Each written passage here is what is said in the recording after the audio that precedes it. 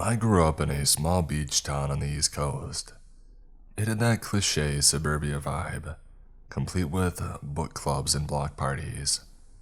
My sister and I were close friends with our neighbors as well, as they had a daughter, Kristen, around our age. A lot of time was spent playing together in our shared yards, at the beach, down the street, and at our nearby park. It had been one summer day that my mom and Kristen's mom decided to take us to this particular park. And as per usual, as soon as we had arrived, Kristen, my sister, and I raced to the swing set to claim our seats. Our moms had followed leisurely behind us, looking ahead to see if they could snag a spot in the shade. Once they had picked a picnic table, they sat down and set up. They chatted and got some snacks ready for us, occasionally glancing over to make sure that we hadn't fallen off of the swings. The afternoon was going well. Everyone was having fun and enjoying the weather when Kristen's mom pointed across to where we were playing. There, instead of just 3 kids swinging, there were 4. Well, it seems like the girls made a friend. She smiled at my mom, as they looked at the other little girl who had joined us. An older woman, possibly her mother, was standing off to the east side as well. My mom nodded, thinking nothing of it. It was completely normal for kids to make friends at the park, especially in an area so friendly. And besides, she found it likely that the older woman was with her and would be able to help if anything had happened. They proceeded to talk for a little bit longer before my mom thought to look over again to check up on us. When she glanced over to the swings, she saw Kristen, she saw my sister, but she no longer saw me. She stared for one more second, as it sunk in, and she realized the older woman was also not there. Panic washed over her, and she immediately alerted Kristen's mom. They rushed over, hoping that I was hiding behind the slide. My mom's eyes scanned over the playground, frantically trying to find me. She recalls Kristen's mom taking the other 2 girls by the hand, attempting to ask them what had happened, but before either of them were able to offer any information, her eyes locked on me. The older woman had taken me by the hand and was leading me off of the playground, out of the gate and into the parking lot. My mom began to run after her, not explaining a word, just yelling for her to stop. The woman didn't pause though, didn't even turn around to acknowledge my mother's screams until she was close enough to reach out and grab my one free hand. My mom immediately began to curse and question what the heck she was doing with me. The older woman began to explain how this was a misunderstanding, that she was only walking me to the baseball field that was right across the street, of course. This answer was completely unacceptable, and my mom was making this clear, as Kristen's mom was quickly behind, catching up, coming to aid in whatever way she could. It appeared that when the older woman noticed Kristen's mom was there for a backup, she let go of my hand and began to offer some semblance of an apology before hurrying to her car and quickly pulling away. And it was not until after she had already gotten down the street that my mom understood 2 suspicious details. 1. The direction the older woman was walking me was towards her parked car, and not at all to the baseball field. And 2. The older woman didn't put a child in her car before she left, meaning that she came to a playground of kids by herself. I often ask my mom why she didn't call the police at this moment, and honestly, she doesn't have a good answer. She tells me that it was just shock, and I'm sure part of it was. But I also think it could have been partially due to embarrassment. However, I hope it's not at all. There was no way she could have expected this to happen, and she may have very well saved my life at that moment, and I try to make it as clear to her as I can.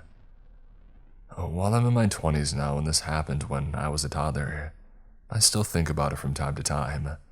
At least, this recounted version that my mom tells. And it's a scary idea to think that she wouldn't have seen me in time, and that I could have had a completely different path in life. I hope this woman never actually got the chance to take any kids who didn't know her into her car.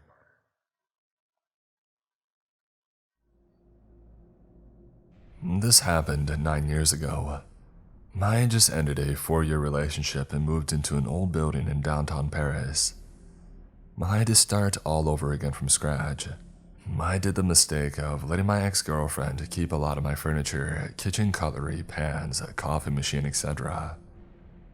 At the time, I worked as a waiter, so I could only afford a one-room apartment from a council estate building. It was old and barely clean, but at least I had a roof over my head. The first 2 weeks, nothing happened, but quickly I began to hear someone talking at night. It was someone mumbling, basically saying, "Oh, go and die already, already. And when I looked into the door, I saw a scrawny, shirtless guy smiling and scratching at it with his finger. That became a thing every 2 or 3 nights, and he would come and threaten me through the door, or sing songs in a childish voice. I might have opened the door to ask him what the heck he wanted, but I was afraid that he was hiding a knife or something, and I couldn't see his hands while looking into the door. What stunned me is that he acted totally normal when I stumbled upon him during the day, and he denied being the one who would do this at night. I even got mad at him, but he seemed to genuinely not understand. One day, I came home with a girl that I met at the bar and I was working at. For some reason, she left during the night and I went back to sleep. And the mumbling started again, only this time it felt really close. I opened my eyes only to witness the scrawny neighbor headbutting the wall, and singing what sounded like a mix between religious chants and a lullaby on slow-mo. I honestly was paralyzed by the fear. I tried to communicate with him, but he was just grinning and ended up exiting my apartment by himself. I decided to call the police this very night. They took him alright, but he went straight to the psych ward. Actually, this guy had been diagnosed with schizophrenia and put in a psychiatric hospital. He wasn't supposed to live at this place anymore.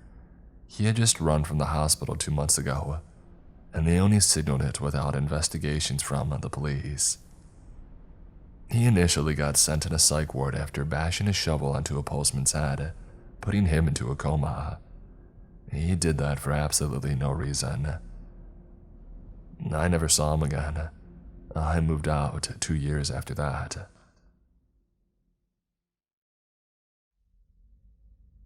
This is one of the most random experiences of my life. It happened 20 years ago, and I'm at an absolute loss as to what actually happened. And I'm terrified thinking about what could have happened. We're from the UK, and 20 years ago, I was on holiday in Florida with my family, my grandparents, and an aunt. There was a split in what everyone wanted to do this day. My grandparents and aunt wanting to visit Cape Canaveral, and the rest of the family not wanting to go. But since we had one car and my dad was the only driver, he would have to take them out there. We were staying in Kissimmee, if I remember correctly, and it was going to be a bit of a drive. So I decided to go and keep my dad company. Anyway, we dropped off the family for a day exploring NASA and decided that since we had an early start, it was definitely time to grab a coffee and breakfast. So we go to a diner which, as far as I remember, was fairly close by. We get breakfast and we're happily sat chatting away. And I honestly don't know how this happens, possibly because of our accents. A lady joins in our conversation. She's nice enough, possibly in her 50s, and she's telling us that she lives locally and on her own, as her husband's in the military. We figure that kind of explains why she started chatting to us, as she's probably lonely, so we carry on. Now, this is 20 years back, so the details are hazy. But in our conversation, this lady is telling us about her property, which backs onto a swamp, and all the animals and wildlife that she sees there, and her little boat that she goes out on, and just generally how wonderful it is. Both myself and my dad are lapping up the story. We love nature and wildlife, and this is amazing hearing about someone who actually lives in a swamp. Well, says the lady, why don't you come back to mine and I'll show you all the wonderful things in my swamp. No thanks is how the story should go. But I kid you not, both myself and my dad were like, Oh my god, that would be amazing, let's go. We paid for breakfast, got in our rental car and followed this lady home, ready for an adventure in the swamp. So, like literal lambs to the slaughter, myself and my dad. Can I please point out that I was a naive 18-year-old? My dad has absolutely no excuse for this stupidity. We followed this woman to her house, and I seem to think we had a bit of a conversation on the way as to, what exactly are we doing here? Are we actually following a stranger to her swamp? Yet there we were pulling up in front of her house. So we get out of the car and she's showing us around her property and we get to the boat. From what I can remember, it was a decent-sized rowboat, and she asked if we wanted to go out into the swamp, to see all the wildlife. Spider senses are tingling and praise the Lord. Common sense kicks in at this point and we decline and tell her thank you, and that we should probably get heading back now. We got back in the car and were both wondering what the heck just happened. Had we really followed a stranger home? We were a small boat ride away from becoming missing people, and possibly alligator lunch. We did agree to not tell anyone. As for two adults, it was a ridiculous and crazy situation to put ourselves in. But honestly, I've spent 20 years wondering what would have happened if we had gotten into that boat, and if she was just a lonely military wife or a serial killer. When you're a child, the world is your playground. It was the first official day of summer and I just made a pact with my closest friends, Josh, Ryan, and Mikey. We paused a game of Super Smash Bros. To agree in unison that we had to live up every single day, rain or shine, because junior high awaited us in the fall. Yeah, we literally had a fear of losing each other. As a club, we called it, because the thought of combining two elementary schools into a new building scared the crap out of us. Little did we know at the time what high school or even college would present. To have a young mind again. We sealed this pact with a four-way special club handshake, and the first adventure was about to begin. We turned off the N64, threw out our Lunchables, and all sprinted outside of Josh's house. His house was at the very end of a dead-end street, so we each already knew which direction to set off in. All four of us grabbed our bikes and quickly hopped on to ride together. I called for a spontaneous bike race to the next street sign, about a half-mile down the road, and everyone joined in. I won, of course, since I gave myself a bit of a head start in the beginning. I was nearly beat by Ryan though, who for his birthday had just received the newest and fastest bike a kid our age heard about. My old beat-down BMX bike stood no chance in a fair race, but I would never admit it. We biked around for hours, stopping at convenience stores for snacks and going from park to park just playing around. Even though literally nothing special occurred, it was still an amazing day. My friends and I never had big ideas of where we were going and what we were going to do. But back then at least, when you were with your best friends, plans didn't matter. They just happened. It was just before dusk and we were heading back to Josh's house. The pace was incredibly slow since we had biked around for 6 hours with a minimal rest. We turned onto the street when Mikey's Game Boy Color fell out of his pocket. Why he didn't leave it at the house earlier, I did not know. So we all stopped with him as he went to retrieve it, and that gave me a moment to rest my legs for a bit. I looked around the calm and content street, only to notice a creepy woody lot that no kid ever went into. The lot had been up for sale for quite some time, but no one ever bought it. That gave reason for all the neighborhood kids to speculate about whether or not it's haunted. There was a rumor that beyond the lot, as it backed up into a forest, that there was an abandoned clubhouse. And then I thought, wait, we could take over that clubhouse. We should be the first kids to ever enter the lot. I pitched the idea to my friends who were all split on it. Ryan really wanted to go, Josh really didn't want to go, and Mikey was at the point of crying because he had declared his Game Boy Color broken. I eventually convinced all of them that we should be the first kids brave enough to enter the lot, and since we had our own club, taking over the clubhouse would be pretty epic. We went over to it, made sure that no neighbors were watching, and then sprinted our bikes into the woods. We hid them on the side and took our first steps into the dark and ominous lot. Even though the sun had not officially set yet, the woods were nearly pitch black. No one had flashlights, but our eyes eventually adjusted. We got to the very end of the lot, and we knew that because of a broken down, rusty fence. We looked past it into what was a thicker and more dense version of the woods on this lot. Still, no one backed out, so we hopped the fence, going forward. We walked for a good mile before finding the clubhouse, but disappointment set in as we saw it was broken down to the point that the only fix was completely rebuilding it. Great, so much for that. We almost began to go back when Ryan noticed something in front of us. There was a dim fire lit in the distance and voices were softly heard.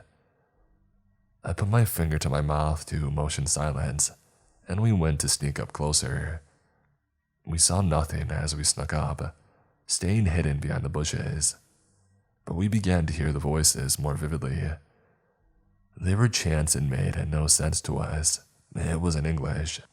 I saw 3 figures with all black clothing sitting on individual benches around a fire. There was a small, broken down tool shed near the fire pit. It was painted bright pink, with hippie flowers and peace signs drawn on it.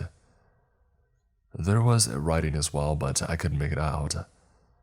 It was an odd image to see such dark characters next to a bright shed, but this situation was already weird enough. I sat back down as the chanting continued with the same words over and over again. It sounded like Totus intero nasago.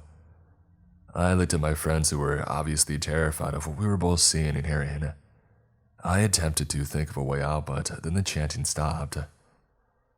My heart dropped as I peeked over the bush again. I saw the figures all leaving in the opposite direction from where we came, going to deeper into the woods. Once the figures were officially gone, all 4 of us stood up terrified. Still whispering, Josh pleaded that all of us sprint back the way that we came. Ryan agreed that we should, but countered that first we should look inside of the tool shed. Originally, I was all for leaving immediately, but I had forgot about the shed. Mikey stood silent. The kid never had an opinion. Reluctantly, Josh agreed, so we all snuck past the still burning fire to go by the shed. I can now read the writing that was on it, and it said, "The tool shed of love." We got around to the front of the shed, and Ryan was at first to the door. He turned around and whispered that it was shut with a master lock. However, Mikey finally spoke and pointed out that everything was so old that it could probably be broken into. After kicking it 3 times, the lock fell off with the front part of the latch, and the door slightly opened on its own, and we knew now that we could enter the shed. I was the first to the door, having been the one to kick it open when I got a whiff of the horrible odor. I quickly plugged my nose, not thinking much of it, when I swung the door wide open. We all screamed like girls at what we saw. Inside the shed were 7 torn-up rabbits, hanging from the ceiling on fishing line.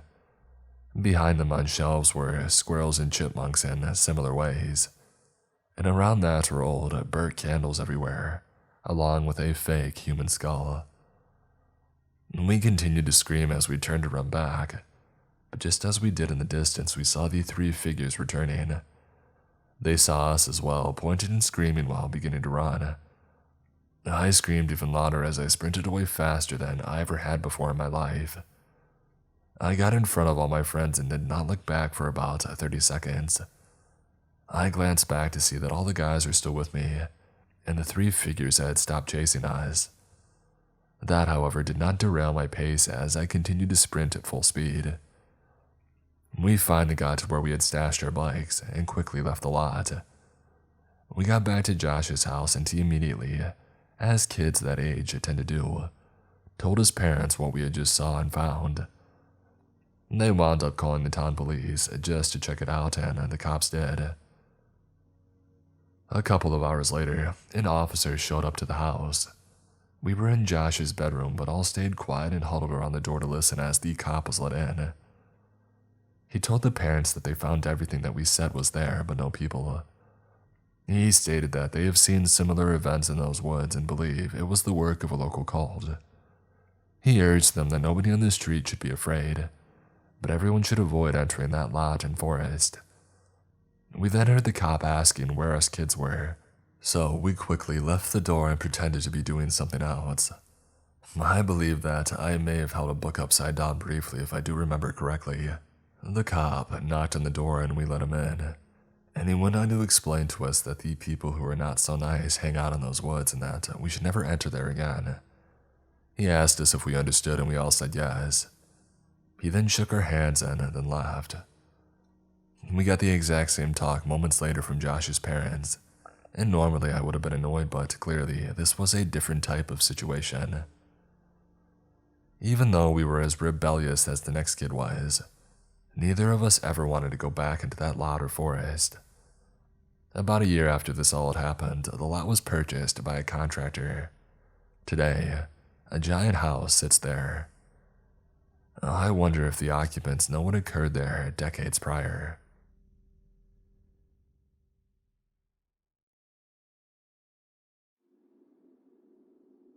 This story takes place when I was 14, I'm now 23. It was late summer and I was coming home from hanging out at the beach for my best friend Mia's birthday party. When I got off the subway at my stop, I looked at the bus arrival screen. The bus that I would normally take home was arriving in an hour. Being a tired 14-year-old girl, I decided to take an alternate bus route home. This was a decision that I would later regret. When I get off the bus at my stop, I have about a 10-minute walk to my building. My area at night is usually pretty quiet, not many cars on the streets. As I'm walking up the street, I hear the sound of an engine nearby. I look over my left shoulder and see a white panel van. I know how typical, rolling up the street. I tried to think nothing of it, but when I turned onto my street, the van does too. Now, I'm unsettled and I start walking faster. This van is driving slowly and it never passes me. When I turn up the long driveway to my building, the van once again turns too. Now I'm scared. The driveway to my building has an ice rink on the side of it with bright lights. So I walk beside the rink under the bright lights. There are small townhouses on the other side of this driveway. The van catches up to me and stops. So I think maybe this person is lost and trying to ask for directions. I was trying to find some way to rationalize this. I stop. I stay about 4 feet from the van just in case. I look in the van window to see an older man, starting to bald with black hair and a white t-shirt. I ask if they're lost and they don't respond. Instead, they try to get me into their van. I say no and start walking, but the van continues to drive slowly, following me. When a red car begins to drive down the driveway, the van drives all the way to the end of the driveway and waits for the red car to turn out before reversing and be back beside me again. The man is still trying to get me into the van. I want to make a mad dash to my building, but I'm worried that he will see where I live, and so I keep walking. When another car comes down the driveway, the van does what it did before. It drives to the end and waits for the car to leave. But this time, there is a cab dropping someone off at the townhouses. The cabbie is closing his trunk when he sees me. "You okay?" he asks. I tell him how this van has been following me, and every time a car comes, the van drives to the end and waits for it to leave before following me again. The cabbie tells me that he will get in his car, drive to the end of the driveway, and sit there for a bit so I have enough time to run to my building. I tell him okay and thank you. The van is back in line with me again, so the cabbie gets in his cab and drives up the driveway and the van follows. I look and see the 2 vehicles sitting there. I run up the rest of the driveway into my building's lobby. My heart is racing. When I get to my apartment, I'm still freaked out. I go into my room and I call the cops. While I'm on the phone with the cops, I look out of my bedroom window and I see the van. It's slowly driving around my building looking for me, Now I'm fully panicking. The cops sent officers to sweep the area, but they don't find him. 2 officers came to my apartment to get a statement from me. About a week after this happened, the officers come back to my apartment. They show me a photo of the man from the van that they were able to get from the security camera on the side of my building. I told them that the man in the photo was the one that had followed me, and they told me that they found him and that he was being put on the list.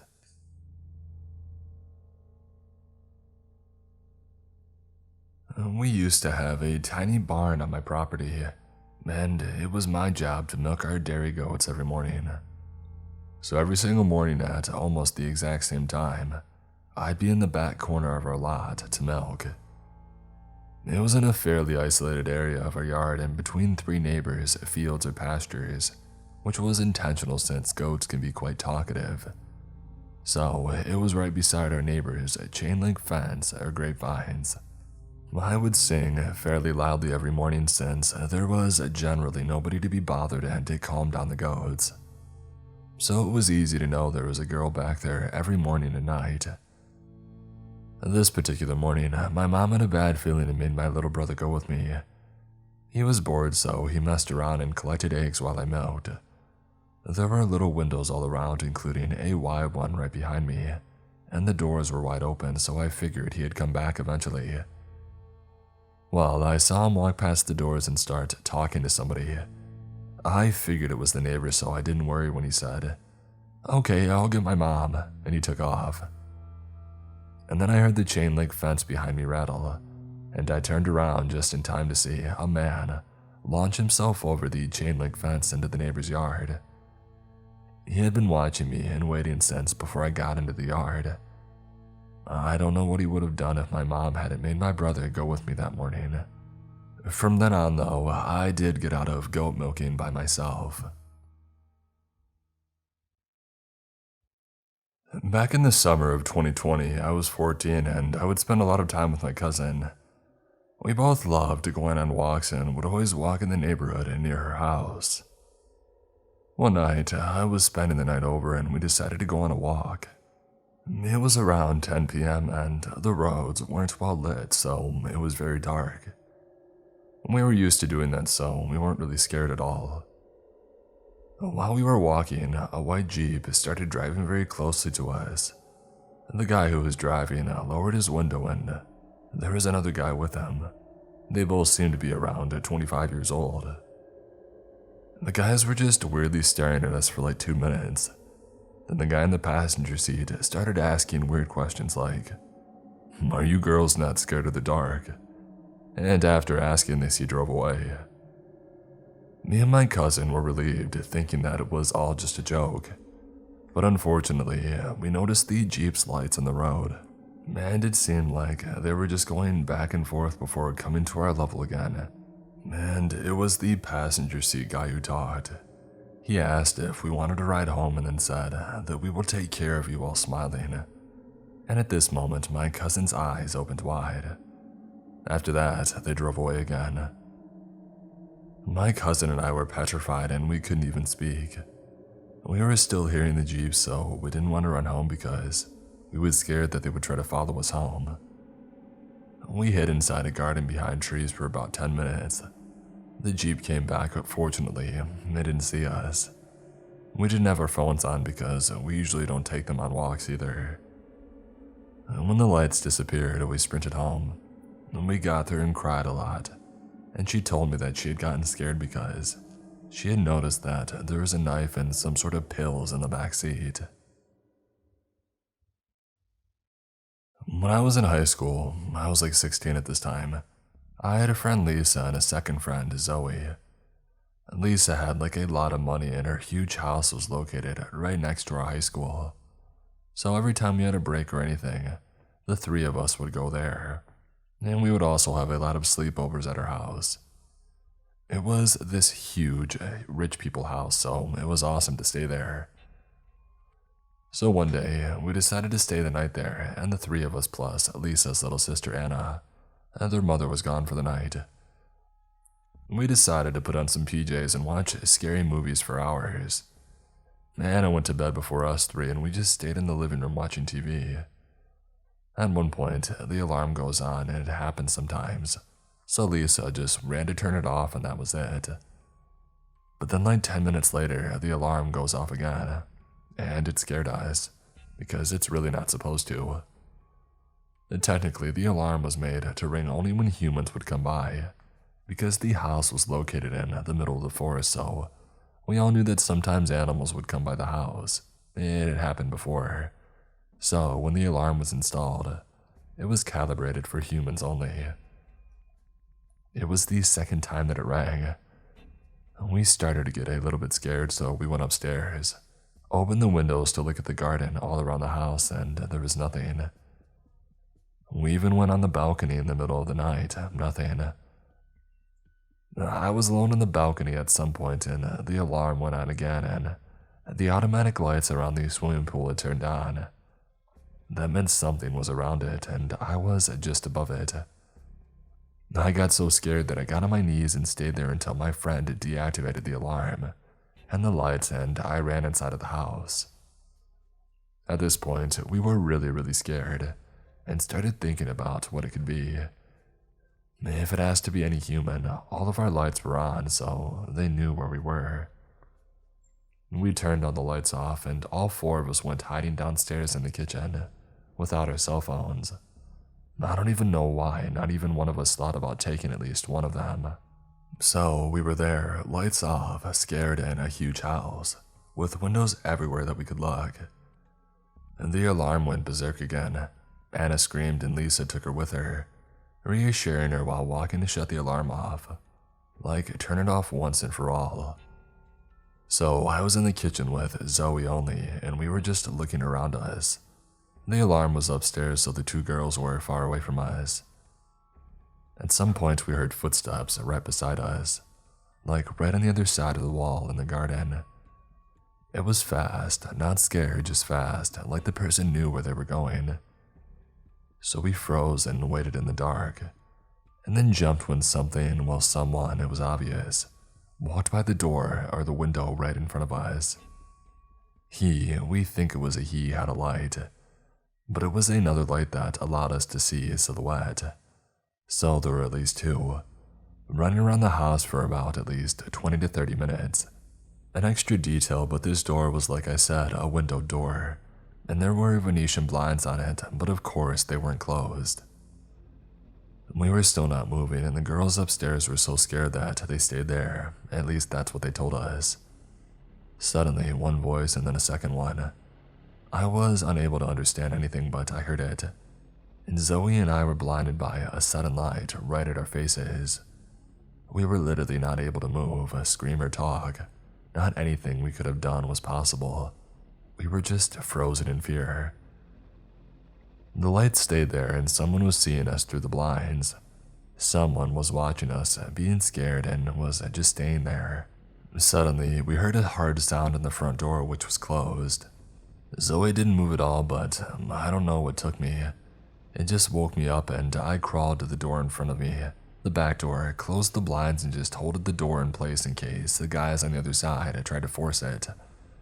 Honestly, I'm small and thin. My little body was useless there, but I did it anyway. The one at the front door was still trying to enter. Zoe was still not moving. The two girls upstairs doing I don't know what. And the one, just a glass window away from me, started hitting it, trying to force it in. It was closed, but I grabbed the handle and hung there for a while he was hitting it and trying to open the door. All this lasted hours on my head, but it was probably only a few seconds. At one point, the hits at the front door stopped. A few seconds later, the other one in front of me stopped as well. Then the lights just moved fast everywhere. The alarm did nothing, so it was disabled as wanted, and there was nothing. Zoe and I just slept in the kitchen, and the two sisters were upstairs. Nothing happened at all, and it was over. The next day, Lisa and Anna's mom came back home. We told her everything and got yelled at a bit because we didn't call the cops. I took it wrong at that time, but I understand now why she got upset. She called the police, who went to see the house and discovered footsteps all around it. some muddy footprint marks on the front door. They said that they must have tried to kick the door in, and that was it. They told us that it had to have been some guys who were just doing some recon. You know, when they just walk around the houses to see how to rob it. It was pretty common in this area. There are a lot of really big and beautiful houses filled with expensive things.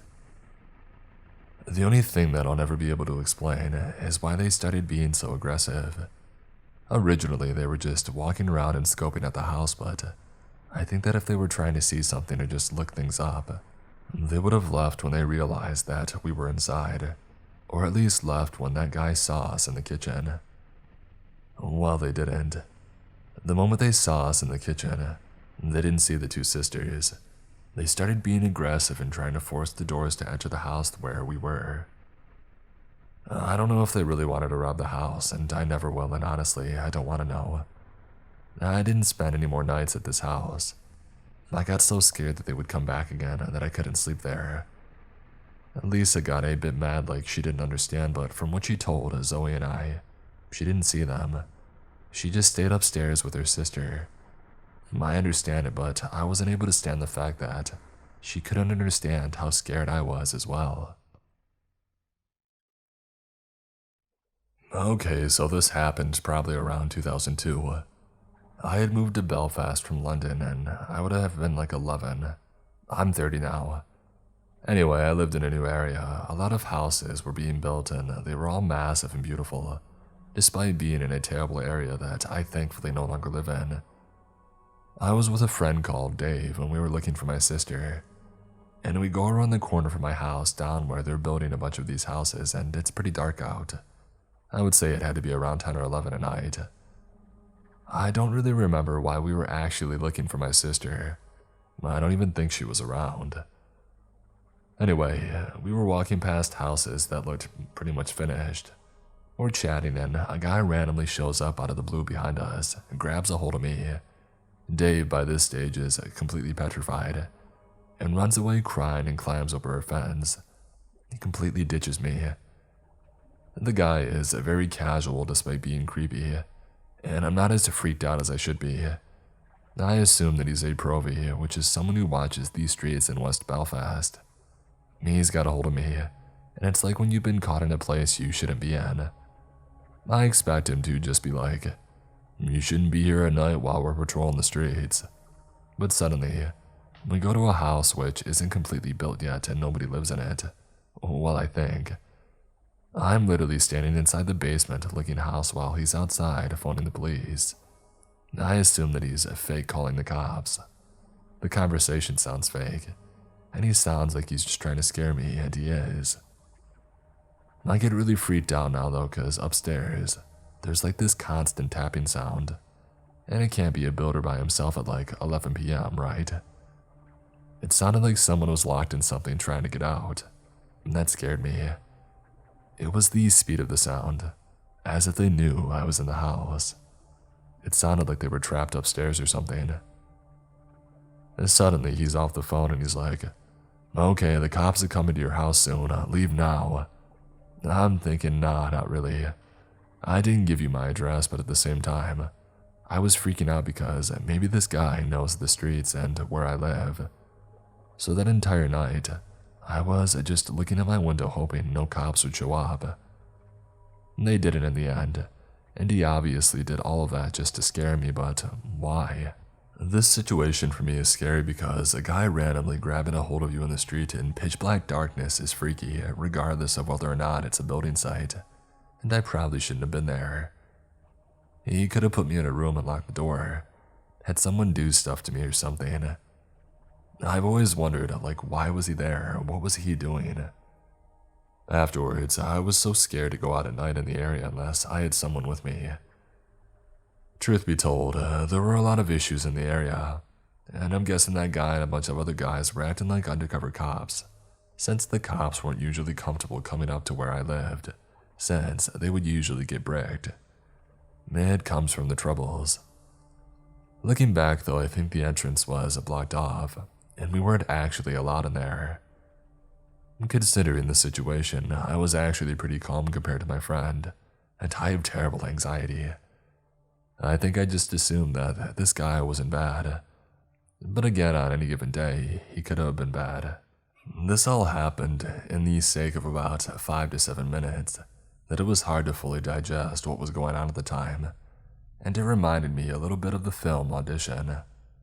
Obviously nowhere near as freaky, but the sound upstairs, it was similar to the guy in the scene of the audition. If you watch the film, you'll know what I mean, and if you haven't, you can probably understand that this situation was just weird and freaky.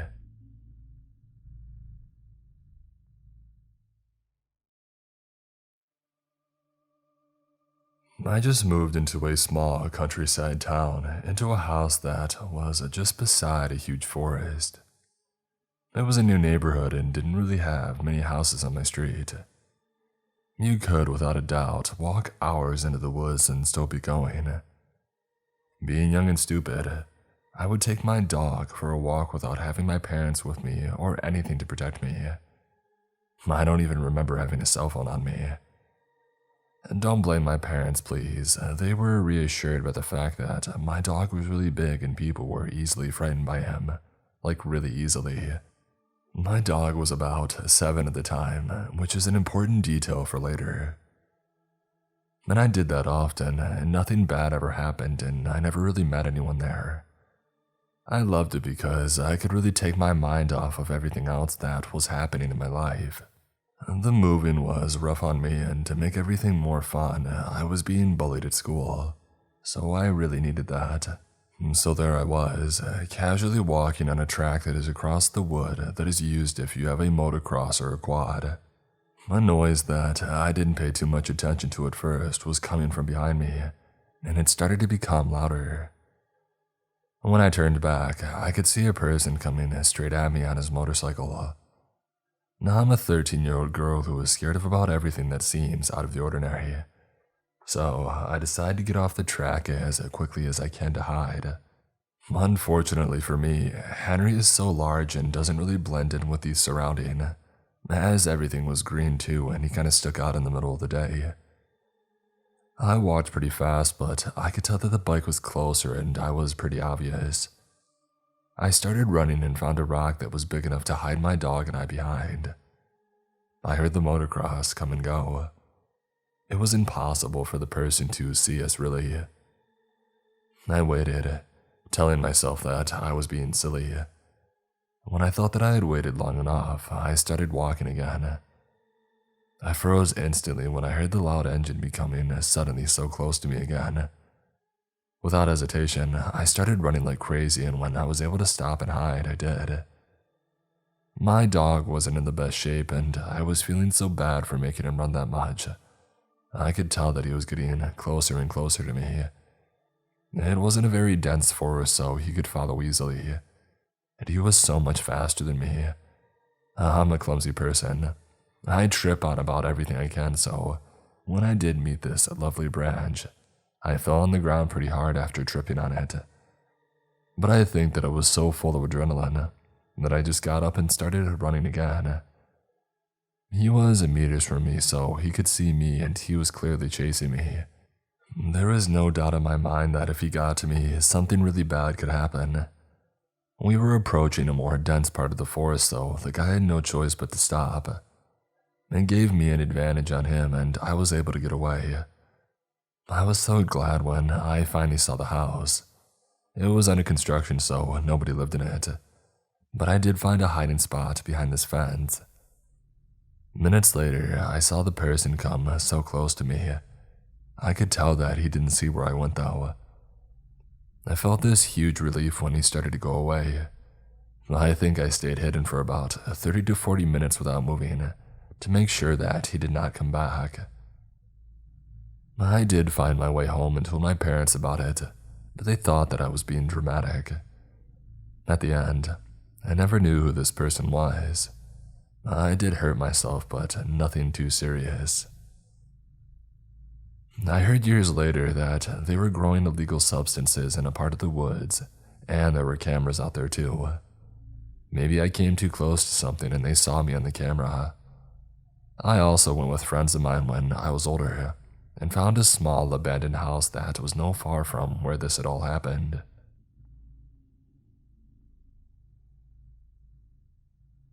This story takes place this summer in August when I went to visit my friend in another city. I had been there for one day, and this night we decided to go out for some drinks and for dinner. While we were walking to the restaurant, dressed to the nine, a couple of men older than us stopped and asked what we were doing that night. We chatted, and they asked if we would be willing to come for a drink with them after. My friend and I, being young and liking the attention, of course, said that we would see how we feel, and they said that they would be staying at the restaurant that we saw them at outside of, and that their usual table was right next to the patio entrance.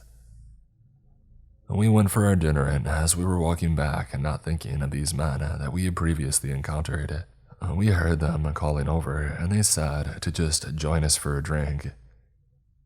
My friend and I kind of looked at each other, and it was only about midnight, so we decided that we would go and join them for just a drink. My friend is hilarious, and we're both relatively assertive, so she decided to ask for 2 triples and a shot of an expensive tequila when they asked what we wanted to drink. They laughed and said how they liked that she knew what she had wanted. The drinks came out pretty quickly, but these shots were taking a while, and one of the gentlemen had gotten up and left the table, we assumed to take a call. After a few minutes, the gentleman came back to the table and sat down next to my friend, and the shots came out not long after with the waitress. Not thinking anything of this, my friend and I took our shots, and almost 5 minutes later, my friend looked at me and said, "Something's wrong, I don't feel right." My friend in general tends to overreact in some of these situations, so I try to brush it off and just not worry about it. The next part of the story is not coming from my own perspective, it's coming from my friend's recollection because, unfortunately, I don't remember anything else from that night. My friend said that I began slurring my words and acting a lot more drunk than I should, given the amount of that I had to drink, and one of the gentlemen suggested that they give us a ride home, because I wasn't looking so well and I had probably drank too much. My friend asked if they had a car because, in this big city, it's not common to drive around, it's more common to taxi or Uber, and they had pointed to a Rolls Royce that had illegally tinted windows, and was running with a driver in the front about 5 feet from the patio that we were sitting on. It had been there for around 30 minutes too, the entire duration that we had been. My friend immediately got a weird feeling, and though she was also feeling kind of loopy and dizzy, she got both of us out of there. She said that she provided no explanation. She grabbed me by the arm and started dragging me down the street in a downtown, highly populated area while booking an Uber. According to my friend, the entirety of the Uber ride, I was sweating profusely, vomiting. I could barely walk. I could not speak. My eyes were rolled back and I was completely incoherent. When asking my friend about how I had gotten so sick, and she didn't, she reminded me that she had been drinking a lot the night before and wasn't feeling that great. So she only took about a third of the shot, because she wasn't able to finish the whole thing because she thought she was going to puke. Me, on the other hand, of course, I took the entirety of the shot, and clearly got a higher dose of whatever was given. Next day, of course, I felt like absolute garbage, but needless to say, I think my friend definitely saved both of us that night, if not just me from an unknown group of men who had unknown intentions with 2 young drunk and drugged girls in the heart of a big city.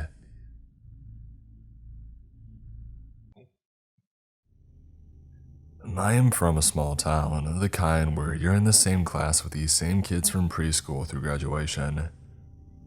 I was never popular and I had my fair share of bullies, but never as bad as one kid in my class, Max. He was on the shorter side and had these little round glasses with his hair slicked to the side, like he was right out of a movie cast as the stereotypical nerd. He kept to himself and didn't really interact with others if he could avoid it. Fast forward to 8th grade, when we were paired as lab partners and had to sit at the same table together every day for the entire year. I considered myself a nice person and always went out of my way to make sure that I wasn't rude to people, especially people who hadn't done anything to deserve it. So of course, I was friendly and happy to be his partner, as long as he did his fair share of the work. The year came and went, but he was shy but polite, and we got along fine being partners. Ninth grade started and I had a lot of troubles at home with my birth father, so I chose to move in with my mother a few towns over. Mine was only about 30 minutes away, but I had to start at a completely new school a month into my freshman year, and honestly it was scary. I may not have been popular at my last school, but I did have several friends who I loved and missed dearly. My mom would often drive me to the other town to see my friends and hang out, and I also started making new friends at my new school. It was a good setup, and I continued this way until I was 16 and I could drive myself. I never heard anything from Max, and honestly, I had kind of forgotten about him. That was until my junior year of high school. I started casually seeing this other guy, Jack, from my hometown, and he had asked me to go with him to prom. I was excited and happy to say yes, as I would get to spend the night with him and my friends from childhood. A couple of months before prom, my mother told me that there was a new lady at her job, and she was asking about me because her grandson was seeing me, and she wanted a picture so that she could put a face to my name. My mother knew Jack and knew that this wasn't his grandmother, so she had asked his name, and when you know it, it was Max. My mother showed her a picture of me and said that she had on her desk, and the lady went on her way. A few weeks later, she asked for the color of my prom dress so that she knew what to get Max so that we could match. My mother was confused but told her that it was pink. About 2 weeks before prom, some of my friends from my hometown told me that Max had been telling some people that we were going to the dance together and that he was so excited. I thought this was creepy, but I didn't put too much thought into it.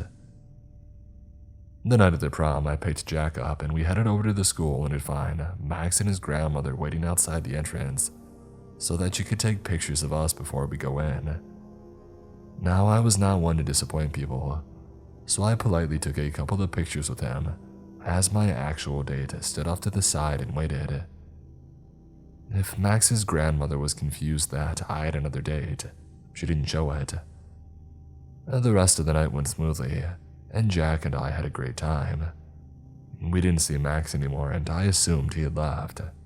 Other than his grandmother telling my mom that he had lost my number and tried to get it for him, which she thankfully didn't do, I didn't hear much from him until we had graduated. I went to a state college and had heard that he had gotten into a well-respected private university. Everything was fine for the first few weeks of college, and then I ran into him. He had caught me on the way to class one day. I was polite and asked him if he was a student here too, which he was, and I chatted with him for a minute before hurrying off to class. It was a relatively harmless interaction, but it still creeped me out a bit since I knew he got into that other school and wondered why he had chosen to go to a state college. For the next few months, I ran into him almost daily. He always wanted to talk and never seemed to be with anybody else. I found out from some girls in my dorm that he had been hanging around asking about me and trying to figure out my class schedule and where I would be and when. He also told them that he was my boyfriend, and he had passed up a scholarship to another college to come here and be with me instead. They figured out that he was lying when they never saw us together for long periods of time, or him being up in the rooms with me, and they stopped answering his questions. I left at the end of the semester to move home and take classes at a nearby school. I did not tell him, obviously. The following year, I got married to my boyfriend from my senior year of high school. Dumb, I know. Anyway, we were in a small town, which is in the same county as my hometown, for a fair while shortly after the wedding. While walking around and enjoying ourselves, I see Max staring at us at the end of the block. It was the first time that I had been genuinely fearful of him, as the look on his face was nothing short of hatred. I tried to ignore him and went about my night, seeing him a few more times, always with that look on his face. The next few years passed by with me hearing nothing from him at all. I didn't even know if he still lived around the area or not. I found out a little while after that he did, when I started working at a clothing store in town, and he would stop and sit in that dad chair next to the door for all the guys to hang out in while their people shopped. I mentioned it to my manager because of our history, and the fact that he would stare at me constantly while sitting there, but he always came in with a girl, and I later found out that it was his sister, so they didn't think too much of it. He never spoke to me, just stared. When I was in my mid-20s, I moved to a city in my home state but was still several hours away from my small town. I'm 30 now and I'm doing well in life. Other than a random Facebook friend request, which I rejected, I haven't heard from him. I hope that it stays that way.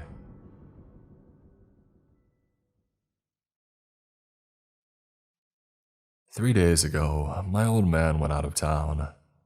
The first night, I heard what I assumed was a large critter. As of 4:13 a.m. when I posted this, I think they're gone for good. And this is long but recent and a true story. I want to say that I'm glad they left her and knew that I was armed and not worth the attempt to break in, whatever reason. 2 nights ago, I was awoken by my dog between 11 and 3 a.m. at most. He kept me near when I got up and made a low, aggressive growl facing out of my room, but he kept close to me. He's never done this before, and I've worked with canines for years. This gave me a gut feeling in that I heard it. Someone talking. In my yard, no more than 20 feet by the sound. Low mumbling, bad whispering. I was blaring Return of the King. Yes, extended. I need to add that I've had childlike hearing at my age for context. If you speak in a one-floor home with 2 doors closed at a whisper, I could probably make out the words. He went quiet when I opened a drawer too loud to grab my hidden 380, chambered around and noticed a shadow passing by the light outside, and the blurred window. I had blackout curtains. Home was clear. All the doors were locked. Nothing odd so, but my dog peeled out. I held my flashlight in one hand, went his way, and called him to the other side. He was gone, but I guess they knew I was home and they had run on foot. I went around but thought, okay, I'm probably good. Well, Florida continues to be Florida. Night 3. My dog does this again in the same frame, waking me up, and at this rate, I had just got the 12 gauge.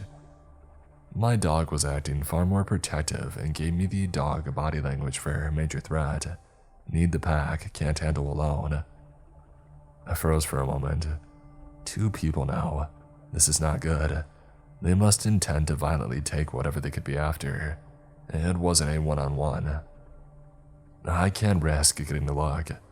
At this rate, they mean business and had to be armed to scope out a place with a Ring doorbell. 60 pounds of muscle of a dog and my grown butt with a lifetime of handling guns. In the yard around 2:30 a.m. for a second night, they knew I and my dog were home but clearly had a goal. This time, voices were behind the home. My dog then pulled a frickin' Leroy Jenkins. He gave off the most aggressive, loud bark that I've ever seen any dog do and ran to the wall. I ran to his side and yelled, "Mess them up, they're dead men." Now stuff's clicking for me. This was planned and professional. I check every inch of the property with the shotgun. My dog was worked up and spooked but calming. I'm buying a mistake for this one, and a good one. I went inside. I literally kept that gun on me chambered and in reach of my bed. I barely slept that night. Day 4. I did a bit of looking around for misplaced, slightly moved objects or scratched up locks. Yep, one trash can by the gate was rotated 180 degrees, with the handle facing me, not the wall as it's always been placed. A few crushed, dead twigs as I went back. The head chair was turned and moved to the right. A clearly odd thing as that table set is symmetrical, so it's glaringly obvious out of place if you live there. The Ring and my neighbors so far show nothing. but I knew these guys had to have known he left. Knew his son lives there, that the dog would eat them and is huge. I had a gun and I even announced that I was armed, yet they came back with backup. And then the dude came back up, moved stuff I didn't know till my Marine buddy told me to check if so much as a rock was out of place. It's a way to gauge the person's awareness, presence, I guess.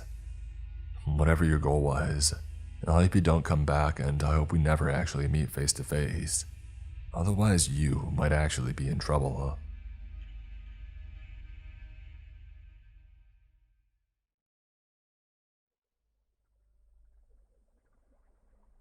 When I was much younger, I used to go out and party almost every night. I couldn't stand staying at home, so being out in town felt good, especially when I was with friends.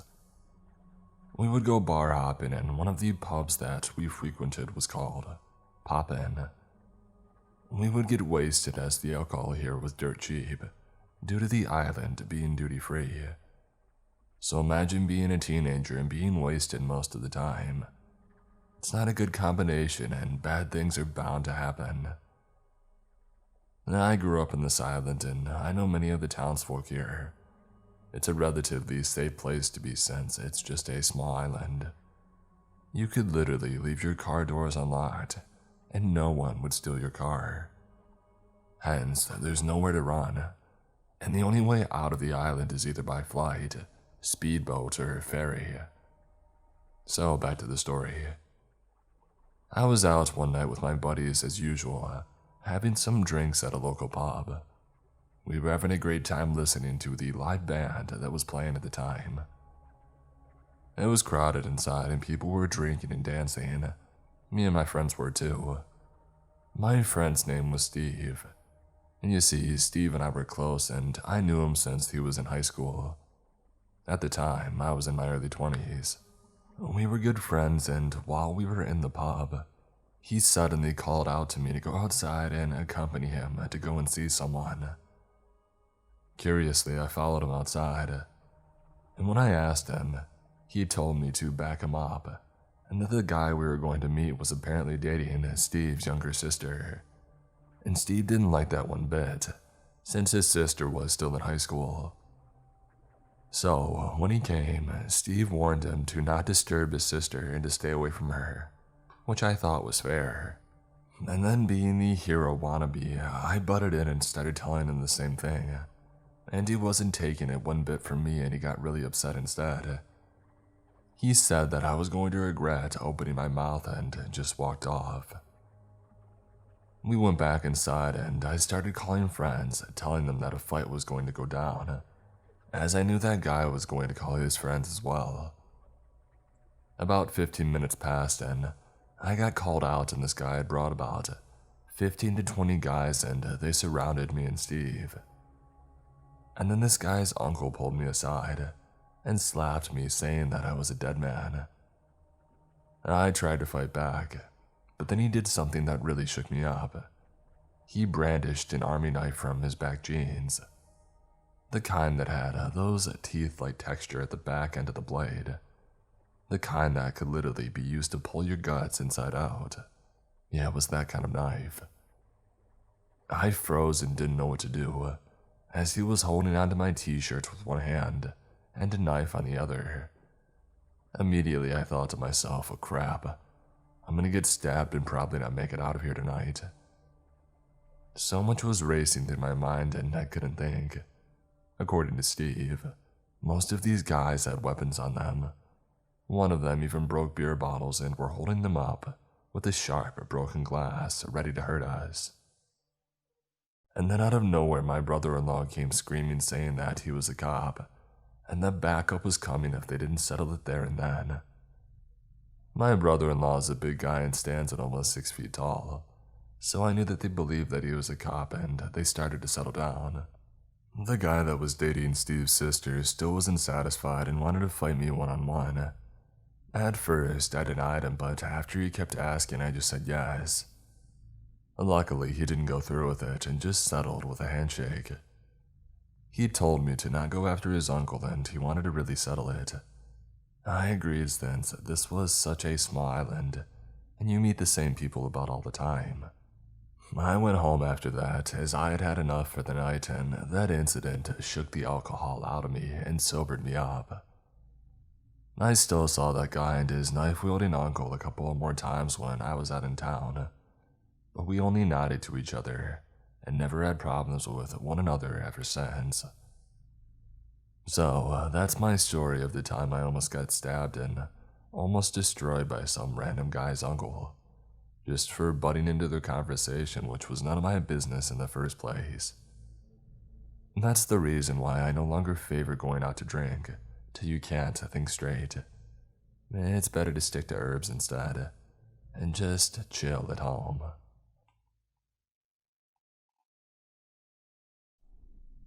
This happened a few months ago to my friends and I. We are university students in Cape Town, South Africa, so when we aren't trying to just get through the semester, we like to let our habits get the better of us and go out for drinks. On this night, we had just finished what felt like an extra long day at university, and decided to head to a bar about 5 minutes from campus for some much-needed stress relief. The evening was going well, although a bit slow. It was enjoyable with everyone having a drink and getting a bit restless. So me being one of the more outgoing ones in the group, I suggested that we head to the pool bar not far from where we were. Everybody agrees and we get our stuff to go. We all jump in my car and we get to the bar, but being a Thursday night, parking was not really the best. I finally managed to find a spot about a block away from the bar, but in a secluded side street. I should also mention that this bar is in one of these sketchier parts of town, but it is normally quite safe due to the amount of nightlife associated with being so close to the university. We walked to the bar, and no one really felt uneasy, nor did anything happen to make us feel that way, which was quite surprising. After a few hours of some pool and just relaxing, we decided that it was time to grab dinner before the restaurants close, as it being in South Africa means that most restaurants, even fast food, close really early at around 7 or 8 p.m. to comply with the curfew. We decided to stop at the pizza place below the bar to grab some food before we all decided what the plan for the end of the night was. So, because our group was so large and the pizza place was pretty small, we decided to have those getting food go inside, while the others who didn't would just wait outside on the street. This was an easy decision as the pizza place had a massive open window, with a built-in counter so we could still all talk to each other at the same time. This is where things started getting a little weird. While we were waiting for our friends inside the pizza place to come out, this massive white van pulled up past us and then it stops. The driver wasn't an intimidating looking dude. He was skinny, looked to be about average height with shoulder-long blonde hair. A pretty standard looking dude for the kind of area that we were in. He calls me and asks if I think his van could fit in a parking spot just behind him. For perspective, this spot could probably fit like a small hatchback, maybe. This dude was driving a full long-sized panel van. This makes me kind of uneasy as I thought that the driver of the car should know where the car can definitely not fit, and this was one of those places. I explained to him that I don't even think it's worth attempting to try, and he responds telling me that he has faith in his ability, and I should come stand behind the van and direct him in. This gives me major red flags, and after a few back and forths, he just pulls the emergency brake up and sits and stares at my friends and I for what felt like an eternity. He then thanked us and drove off. This sparks my friends to come outside from the pizza place, as they just saw what happened and they were very confused. We were all kind of weirded out. We thought nothing of it and everyone ate their pizza, and we tried to decide what the plan was for the last hour or two that we would have before a curfew cut things short. Most of us decided that this is where the night was going to end, as we were all kind of weirded out by the guy in the van. A few others decided they were going to stay and just Uber home a little later in the evening. With our group number cut down to 4, we decided to walk back to the car and just head home. When we left the pizza place, a homeless person called us and was insisting that we had nothing to worry about with the guy in the van, which didn't help with anyone's nerves. We then decided to head to the car, but as soon as we turned the corner to approach the side street where the car was parked, we see the van man again. This time, not quite so happy as he seemed in his encounter earlier. I made a cheeky comment about him finally finding a parking spot that he could fit in while we were walking past each other, and he just stared at my friends and I, not breaking eye contact even when we had passed him. I turned around to see if he was still looking, and he was. But as we turned the corner of the side street with the car, I saw it and my heart sank. The van, horribly parked half on and half off the sidewalk, back door slightly open. Upon seeing this, I turned around and see Van Man is now walking towards us. But he said something that confused me at first, but immediately made sense after. He said, "Hey, please just watch my car," which confused me. But when he said that, 4 men sat up from leaning on the wall next to it and began following us. My friends and I were slightly ahead of them, so we were trying to discuss the game plan, because it was obvious if we did nothing, something horrible was going to happen. My friend started walking faster and I remained at the same speed, frantically searching my pockets for my car keys, all the while shouting at my friends to wait up and asking what the rush was, all in hopes the guys behind us, who were gaining on us, were oblivious to us knowing that they had sinister intentions. As soon as the car came into view, we all booked it, jumped in and drove away. But we were only seconds away from not being that lucky. After locking the car doors, I saw the men surrounding the car. I managed to get us out, and looking back in the mirror, I saw a 5th man by the van at the bottom of the street. I still have no idea what their intentions were that night, if it was to rob us or just beat us up or worse. I don't really think about how lucky we were that night.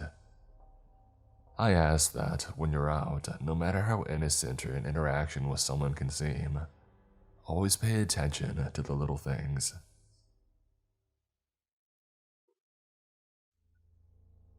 This happened a long time ago. At the time, I was living alone in a first-floor apartment. My girlfriend had been sick at the time and ended up in the hospital dealing with a rare disease. She recovered fine from it, but during those weeks, my life was pretty much go to work and go to the hospital to be with her, come back to the house for dinner and then to bed. It was a Friday night and I was alone, so I decided to distract myself by reading and watching some videos on YouTube. Hours passed by and at 3 a.m., I was in bed with my iPad in hand, almost falling asleep. And then I heard it.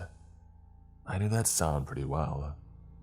You see, outside, right in front of my bedroom door, there is a long corridor that leads directly to the kitchen. This apartment was in a building built in the 50s, and the kitchen door was old and had become slightly bent. That meant whenever you wanted to turn the doorknob to open it, it would snap out of its place with a distinct clacking sound.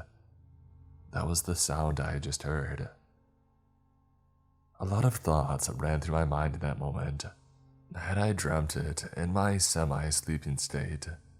Or maybe the sound was real, but what happened was that the doorknob internal mechanism broke and it had opened by itself. Or, of course, maybe someone was in my house and they had just opened the door. At this point, my heart was racing and I started considering my options. I had a broomstick next to my bed. You may ask why I had it there, and to be honest, I had it exactly because I lived alone and thought one day I might be in a situation like this where I would need a weapon. My girlfriend even used to joke about it, but I guess that my paranoia was now paying off in the most unfortunate of situations. so I decided I was going to take the stick on one hand and grab my cell phone on the other. I would open my bedroom door calling 911, and if no one else was in the apartment, I would just apologize to the operator on the other end of the line and explain the situation. However, back in those days, my cell phone wasn't yet a smartphone, and it had this feature I found interesting, even though I never used it. If you pressed a couple of specific keys, it would start ringing like someone was calling you. It was meant to be used when you wanted to simulate that you were getting a call to get out of a boring conversation or a tough situation.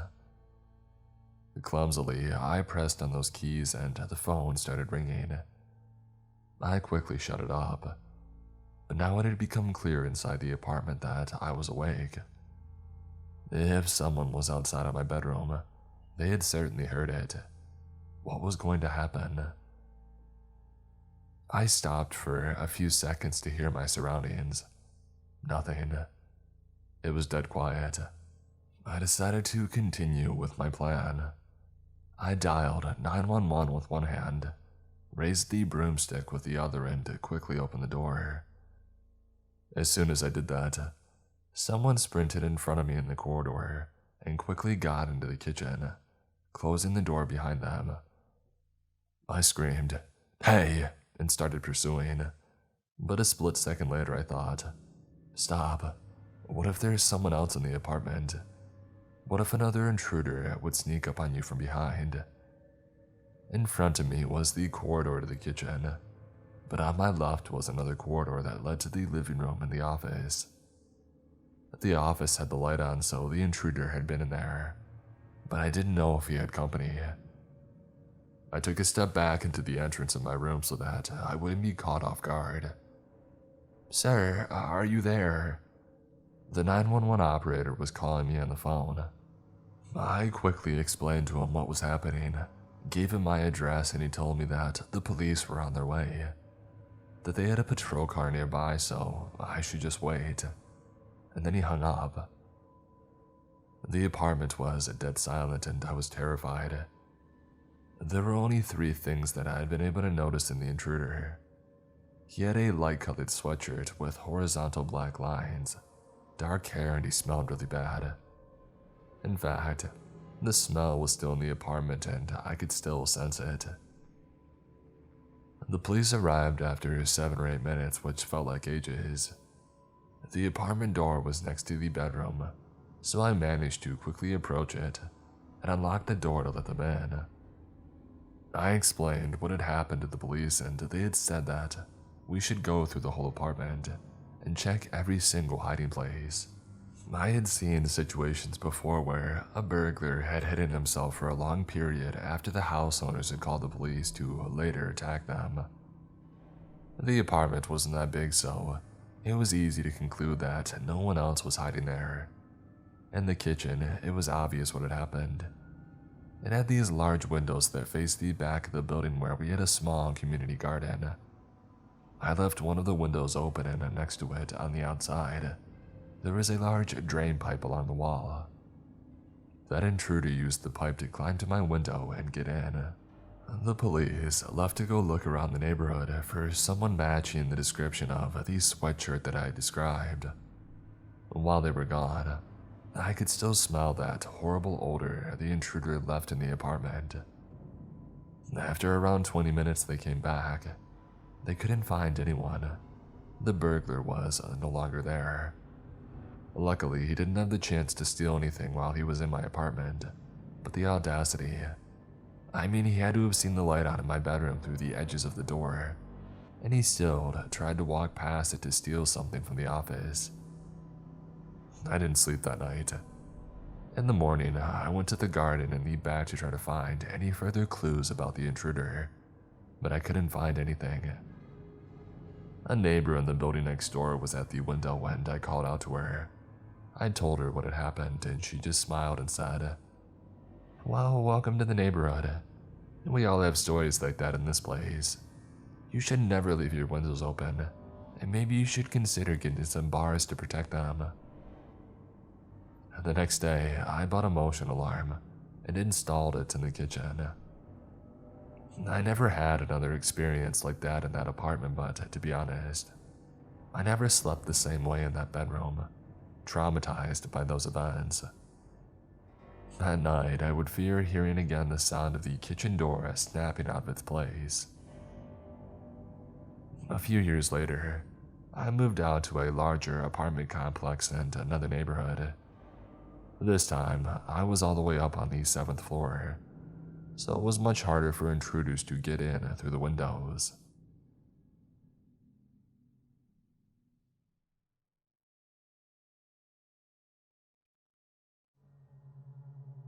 I was on a hitchhiking adventure from BC, Canada to Antigua, Guatemala, which started in September 2019. This post is taken from the notes in my journal, which I wrote as soon as I could after this insane experience. If you've ever hitchhiked before, you know how amazing it is and how many cool people that you can meet. Out of the thousands of rides across 40 countries, I've only had 2 bad or dangerous encounters at thumbing it. This was my second one. I was taking a break from traveling to find some lawn work in California's Nevada City, a beautiful little town with a very interesting crowd, but got stuck a few towns over for not getting a ride all day. I ended up sleeping a night at the Love's gas station, which I had done plenty of times before. I've slept on worse places. At least Love's has a bathroom. In the morning, I was a little more desperate to accept rides because no one was stopping and it had already been a whole day. I just wanted to get out of there. A pickup truck is speeding past me and slams the brakes ahead, and then slowly backs up. Inside is a man and a woman in their late 50s, and he says in a husky voice, "Where you heading, boy?" "Nevada City. Any distance helps." "We'll get in, we're going to Yuba." They seemed normal enough, even without most of their teeth and hair, so I jumped in. It all happened in rapid succession. 1, I toss my bag into the back and jump in. 2, I shut the door.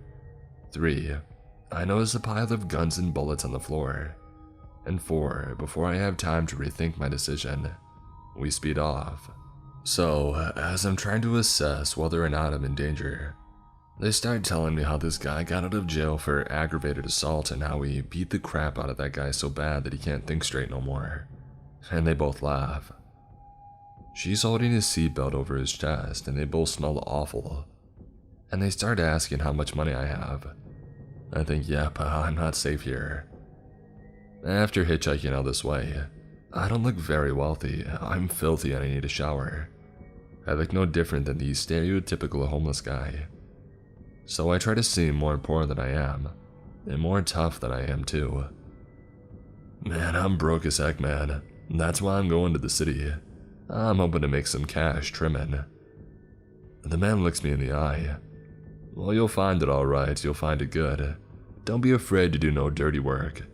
If people try, and they'll try to screw you, you screw them first. You get what I'm saying? Put your eyes on the road. Jesus Christ." The woman points forward and he swerves back to the right lane. He asks me if I smoke, and knowing that California has legalized it, I put 2 and 2 together. He's offering me some, so I say, "Yeah, I smoke." With a wild look in his eyes, he exclaims, "Great," and we turn off the highway and start down a dirt road. I'm more than worried, and I look behind us. In the back of the truck is my bag, a chainsaw, a pickaxe, and a plastic tarp over something. It didn't help with my anxiety. Finally, we stop in front of a clearing, and the woman doesn't take out a joint but a pipe. It's the first time I've seen one of these pipes, and a lot of things start to make sense. While he lights up and exhales into the car, I've never seen smoke so white. Rolling down the window as fast as possible because I don't want to breathe that stuff in. The woman takes some as well, and they tell me how they were going to collect money that a woman owes them. That dang lady is gonna pay today or one way or another. Yeah, she better have the money. I'm gonna grab her and say, "Where's my money?" Oh, she'll have it all right. She'll have it or else. You say, son, you ever steal something? because we could make like 20K today. I don't know how exactly to answer this guy, and he repeats, $20,000 today. Here, smoke some of this. And he hands me the pipe. There's nothing like it, ain't that right? I gently reject it and say that it isn't really my thing, which he surprisingly takes well, and smokes some more before putting it away and driving off back towards the highway. Now his driving is terrible, swerving, speeding, hitting brakes abruptly. Then he starts trying to convince me to help him steal some weed plants. You hold my gun and I'll drill the hole, and I'll keep a lookout. Yeah, baby girl, we'll keep a look. Now you gotta be careful if you hear the dogs because them sons of guns are nasty. Nasty, I tell ya. You see this bite? And he reveals what looks like a terrible scar on his arm. I didn't really know how to get out of this situation, so I sounded as confident as possible and said that I was meeting a friend to look for work together and they would be expecting me today. We neared the end of Yuba City where they pulled over to the side. Well, it's your funeral, you don't want to eat. Fine by me, but if we ever want that cash, you just call me. And he hands me his phone number. Heck no, I think. Hey, thanks, I will. Quickly retrieving my bag and smiling nervously. The woman says with a wave, take care now, God bless. And they speed off. I'm standing on the side of the road thinking, what in the world was that? And I'm happy to be out of that car.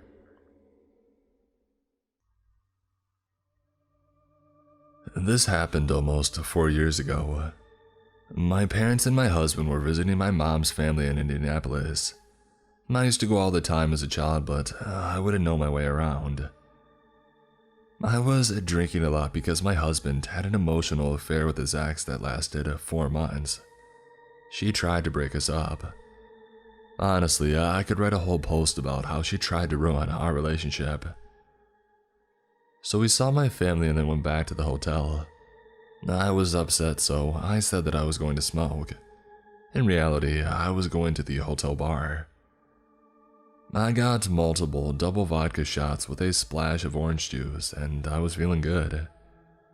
The bar was closing, so I asked the bartender where there was another bar, and she told me to go to TGIF's. It was about a 10-minute walk. Remember, this was after 10 p.m. and I was already pretty drunk. I went inside and I got more drinks. I don't remember how I got back outside, but I was smoking and there were people outside in the parking lot with me. Suddenly, I was being dragged into a car. I don't know how long it had been. I was so drunk that I couldn't do anything or even realized how messed up I was. During this time, my husband realized that I was missing and woke up my mom in my parents' room, and he tracked my phone to the TGIF parking lot. My mom and husband got to my phone, but I wasn't there. Then my mom saw this man trying to get me in his car. She got out of the Uber that they were in and started screaming to let me go. And this guy thought that my mom was just a stranger trying to save me. He didn't believe her, and I remember her yelling. I only remember him saying, "How do I know she's your daughter?" and something like that.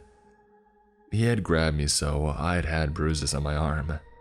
My mom threatened to call 911, which I was told later, since I was almost in his car.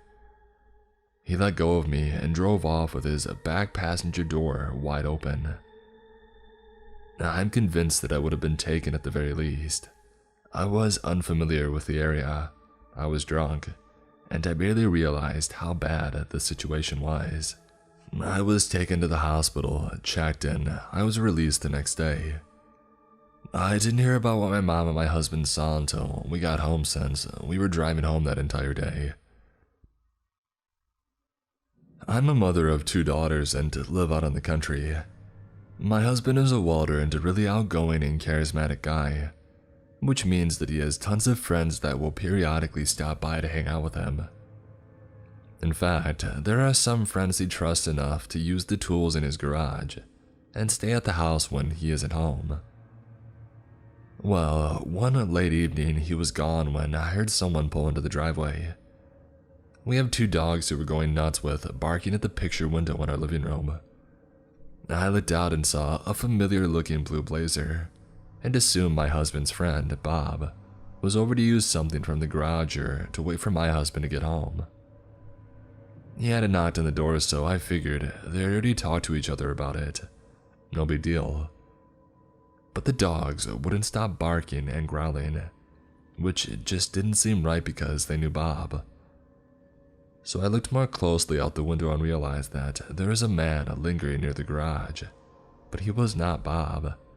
In fact, I had never seen him before. I decided to take my dogs and go outside to see who he was and what he wanted. He had told me that he lived down the street and that he knew my husband. He was very friendly and began telling me all about how he had to move out of his house because he and his wife were divorcing. He seemed quite familiar with my husband, and even asked about our dog, Pepper, who had passed away a few months prior. Pepper was a very smart and protective dog, and could be scary if he thought harm would come to me or my family. He didn't realize that Pepper had died, and really seemed genuinely apologetic about it. Meanwhile, I noticed that my dog's shadow still hadn't settled down around this guy. He wouldn't let him pet him, and the hair on his back was sticking straight up. And he would intermittently growl during our conversation too. This was really odd for him, and I was pretty confused because this guy seemed really nice. After chatting for a while, he asked for my husband's number so he could call him. That was a red flag for me, because if my husband wanted someone to have his number, he would have given it to them. So I told the man that I would give him a call right then. I called my husband in front of the man, who suddenly looked a little nervous. I explained to my husband that Jim from down the street was at the house to visit him. Immediately, my husband told me to tell Jim to get off our property and to never return. This scared the crap out of me, because like I said, my husband is really friendly and hospitable usually. He told me to make the man leave and he was on his way home. I ended up making up some excuse to Jim. For some reason, I just couldn't say something so mean to him after he had been so friendly and polite to me. And he backed up right away, suddenly quick to leave. My husband arrived home a short time later and explained that Jim was a severe drug addict who had been stealing from all of his neighbors' garages. His wife threw him out of the house because of this, and he's been desperate for cash to support the habit. He was proudly scoping out what he could steal from my husband's garage and seeing what obstacles my dogs would be in his way. To think he could have harmed me or my kids, it makes me furious. But he seems so nice, and I felt like an idiot for not realizing the truth. I've learned my lesson now though. If somebody comes over that I don't know while my husband is out, I just call him right away. Update. My husband told me tonight that Jim was arrested and is currently in jail now. He apparently was caught robbing from my neighbor's garage. Good riddance.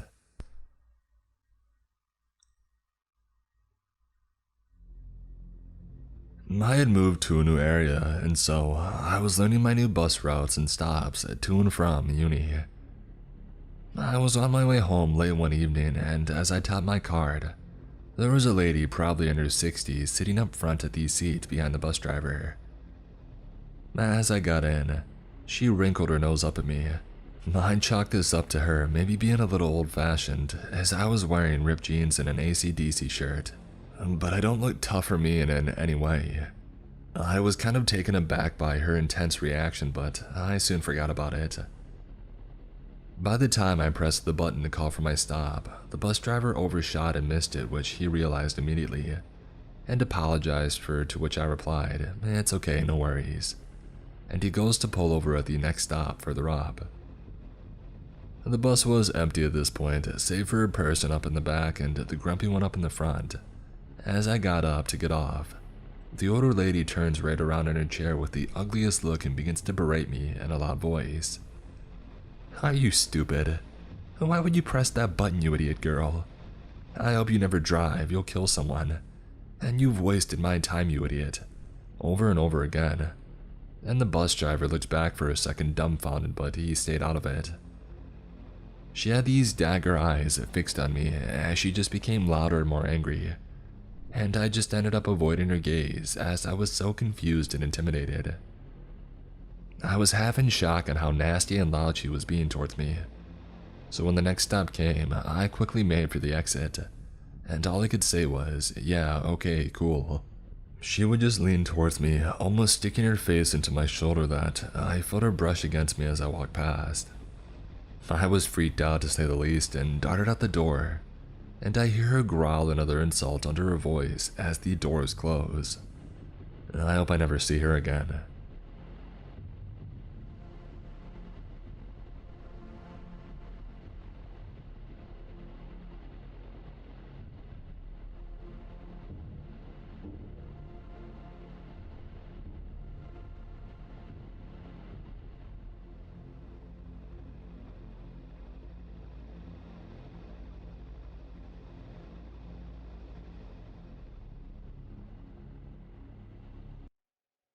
I've been working for an independent hotel for just over 4 years now. We're the #1 rated hotel in our city, and proud of it. I mostly work in housekeeping, but have done some time at the front desk as well. I love my job and have always said that my bosses are great. Now, being a housekeeper, I've seen some things. I've seen a room where someone snuck in their dog, kitten, and chicken. We don't allow pets.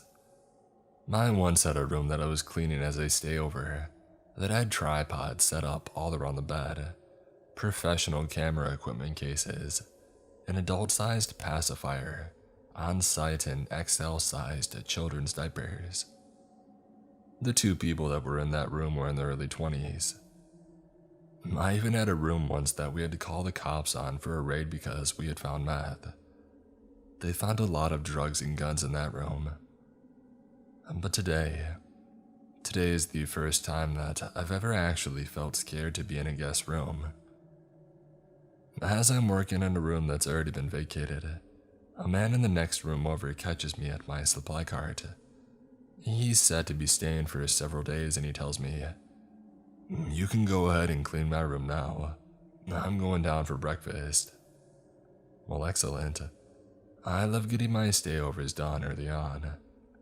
It makes things easier for the people working laundry the sooner we get the dirty laundry down to them. And so I pop over into his room, opening it up and propping the door open with a stopper like we always do. The first thing I notice is that he has around 20 prescription bottles lined up on one of the 2 beds, along with insulin and needles. I'm nosy, I'll admit it, and I wanted to see what he was on. Oddly, it was only 2 different types of medication for all 20 bottles. About 2/3 were a diabetes medication, and the rest were a cholesterol medication. It's a little weird that he has so many bottles of these same meds, but whatever. I go to make the bed and see that some of the bedding had been stained inside, knowing now I'll have to change all the bedding now instead of just being able to turn down the sheets and blanket. So I leave the room, closing it behind me to go get the linens that I need, and then head right back to the room. I prop the door open again, and head to set the clean linens on the desk chair, when I see out of the corner of my eye 2 notes sitting on the TV armoire. It wouldn't mean anything except I caught the word "kill" scrawled on it. I dropped the linens and took a closer look. What I read on the first note made my blood run cold. "You don't have to forgive her, you just can't kill her. You are here to take money and alcohol away from you. Getting over having to kill her and you can safely leave." My heart was pounding. My eyes went to the second note, which had just looked like a to-do list at first glance, but in the end, it made my stomach churn. Spray and wash, apply for Medicare. Insubordination. The soul is healed by being with children. Bank card follow-up. Inheritance. Savings. Kauai Pop, 1050. Matt, Montana. There will be a day of reckoning. Did you tell Mom what I said? How did Bev get my address? It was too much. I quickly snapped pictures of them on my phone so I could show my boss why I would not clean his room. I left the room quickly, closing it up behind me.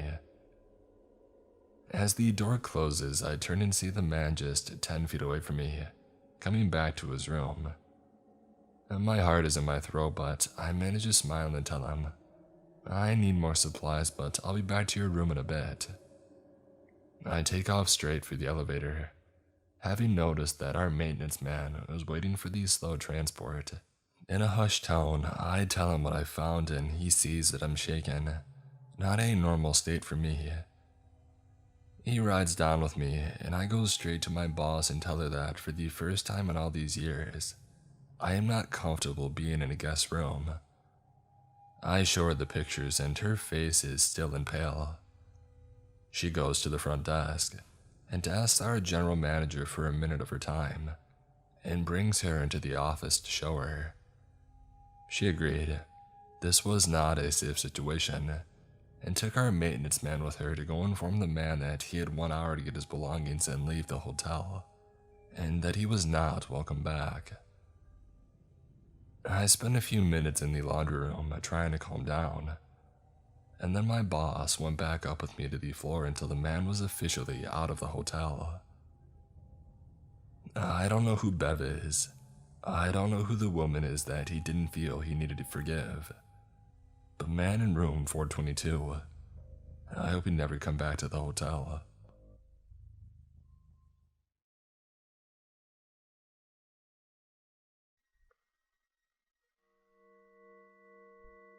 So, this is my first post.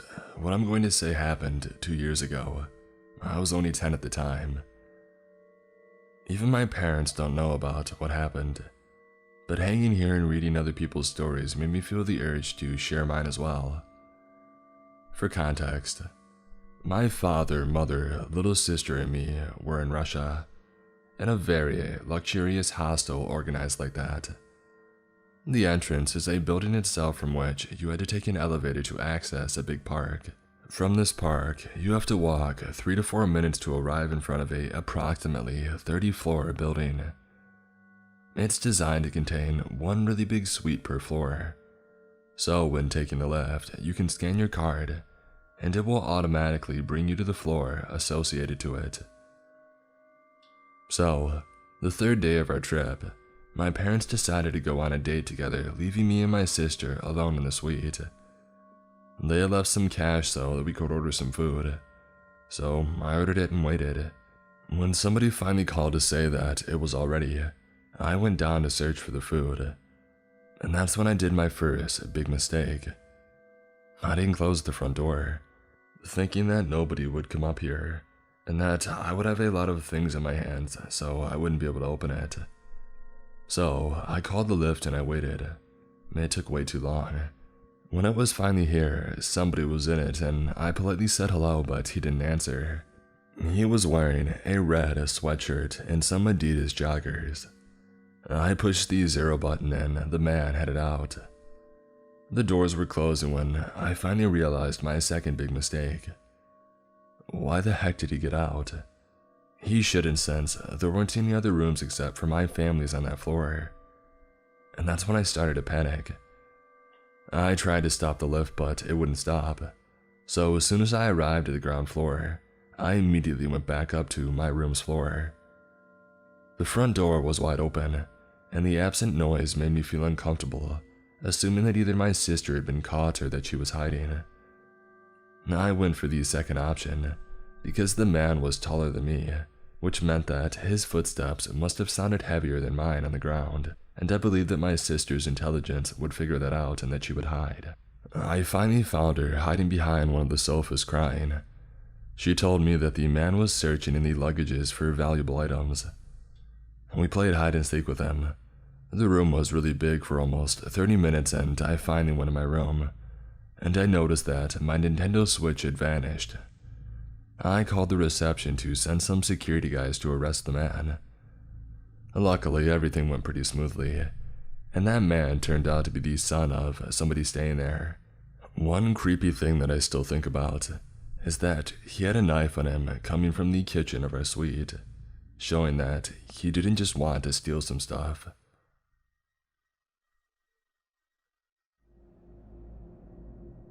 So, just a warning, this pretext is dark and depressing, and you won't unsee what you read here. If you're in a dark place, skip it. So, poverty breeds extreme measures, especially if the poor decides to mob up, form an echo chamber, that chronically downward spiraling mob mentality. Some might argue that it is where evil could be delivered. In Russia, you see quite sleepy babies with different beggars on the same subway, posing as their kids. They never cry or fuss because they're drugged. They are taken children. You also see grown-up beggars, deformed, missing bits of their legs, arms, eyes, or all of them. In our society, capable adults who can't support themselves are viewed as failures, unworthy of sympathy. Quite a few of them couldn't speak, their tongues missing. Those are the kids that try to tell their stories to strangers. Almost all of them are illiterate, but all of them were taken as children. My story wasn't that bad, not bad at all. It was 1997 and I was 5. My family had taken me on a trip, and as we were walking down a major commercial district, I saw 4 young men walking towards us, side by side, all fashionable and metropolitan looking. It's a busy street in midday, crowded indeed, but it's wide enough for 10 people to walk shoulder to shoulder, so they have no need to walk toward our side of the street. But they did. The place is a shopping district with plenty to see. My dad was walking on the right, my mom in the middle, loosely holding my hand. As men, I've mentioned, were just walking past us, I felt a firm grasp on my left forearm. They kept walking, as if nothing happens. My parents kept scrolling through the shops. I was confused by the situation, but I didn't know what to do. So I squeezed my mom's hand as hard as I could. Didn't even think about making a noise. The tug on my arm grew stronger, and I grabbed her hand harder until she turned and looked at me. The arm of the man slipped away. My mom didn't see a thing, as I still couldn't find the words to describe what happened. Years later, as I was in college, I told her this story. Like I said, it wasn't nearly as bad as many of the things I've heard or seen. But that day, I was that close to being taken and never seen again.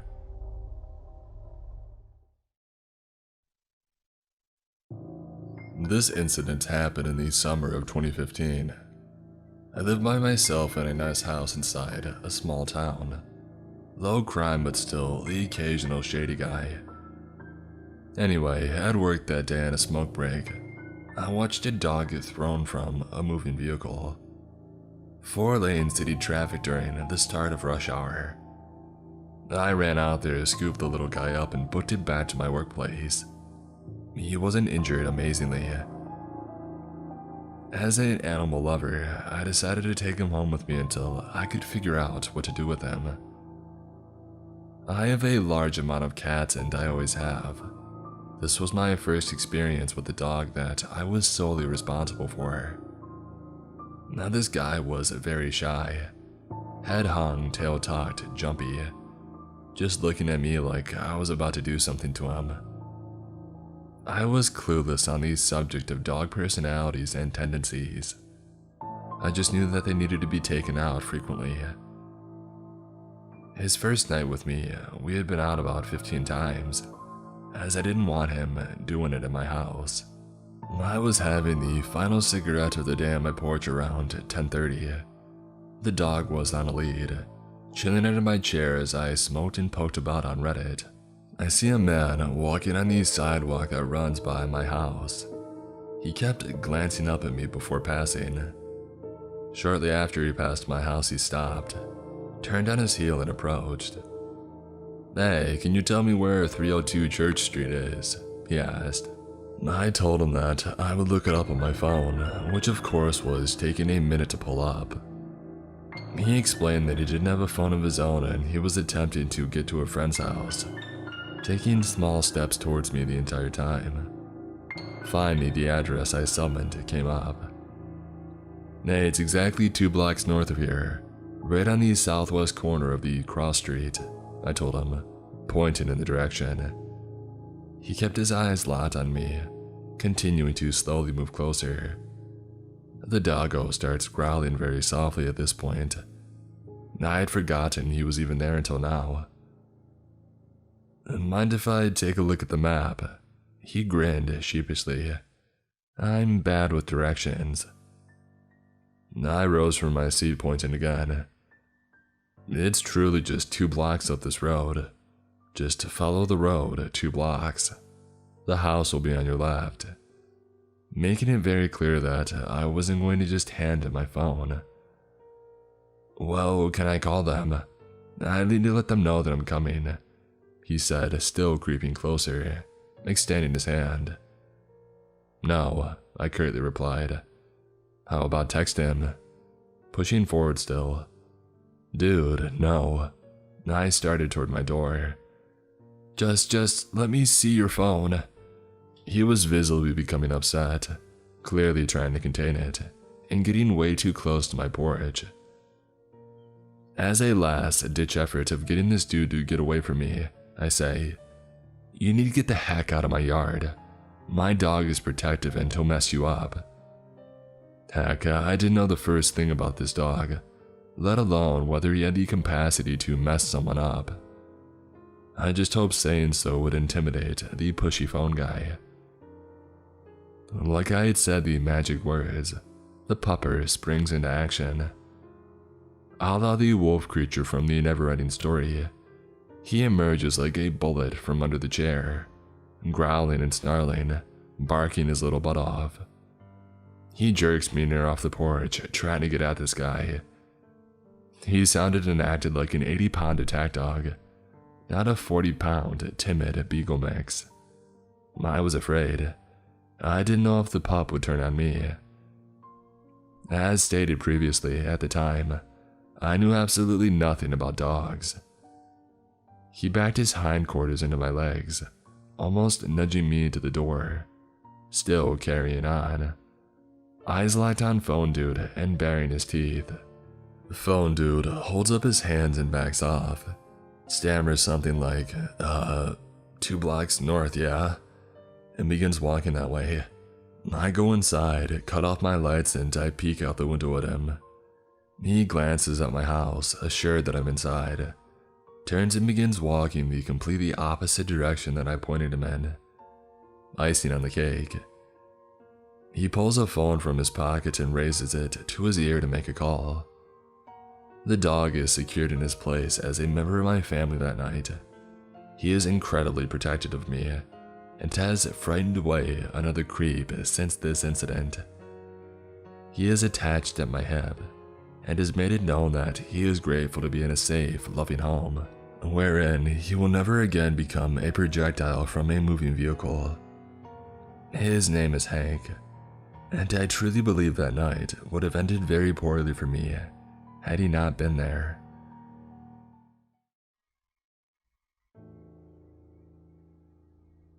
I'm a 22-year-old female, and I go to a university with a fairly large campus. There are 2 bus stops, one newer one near the main part of campus, and the older one at the end of the parking area by the vet buildings. I usually use the new one, but I used to have a lecture that ended at 6:30 p.m. that was in one of the vet buildings, and I didn't want to have to walk up a hill to the new one when the old stop was so close. That decision almost got me into a world of trouble.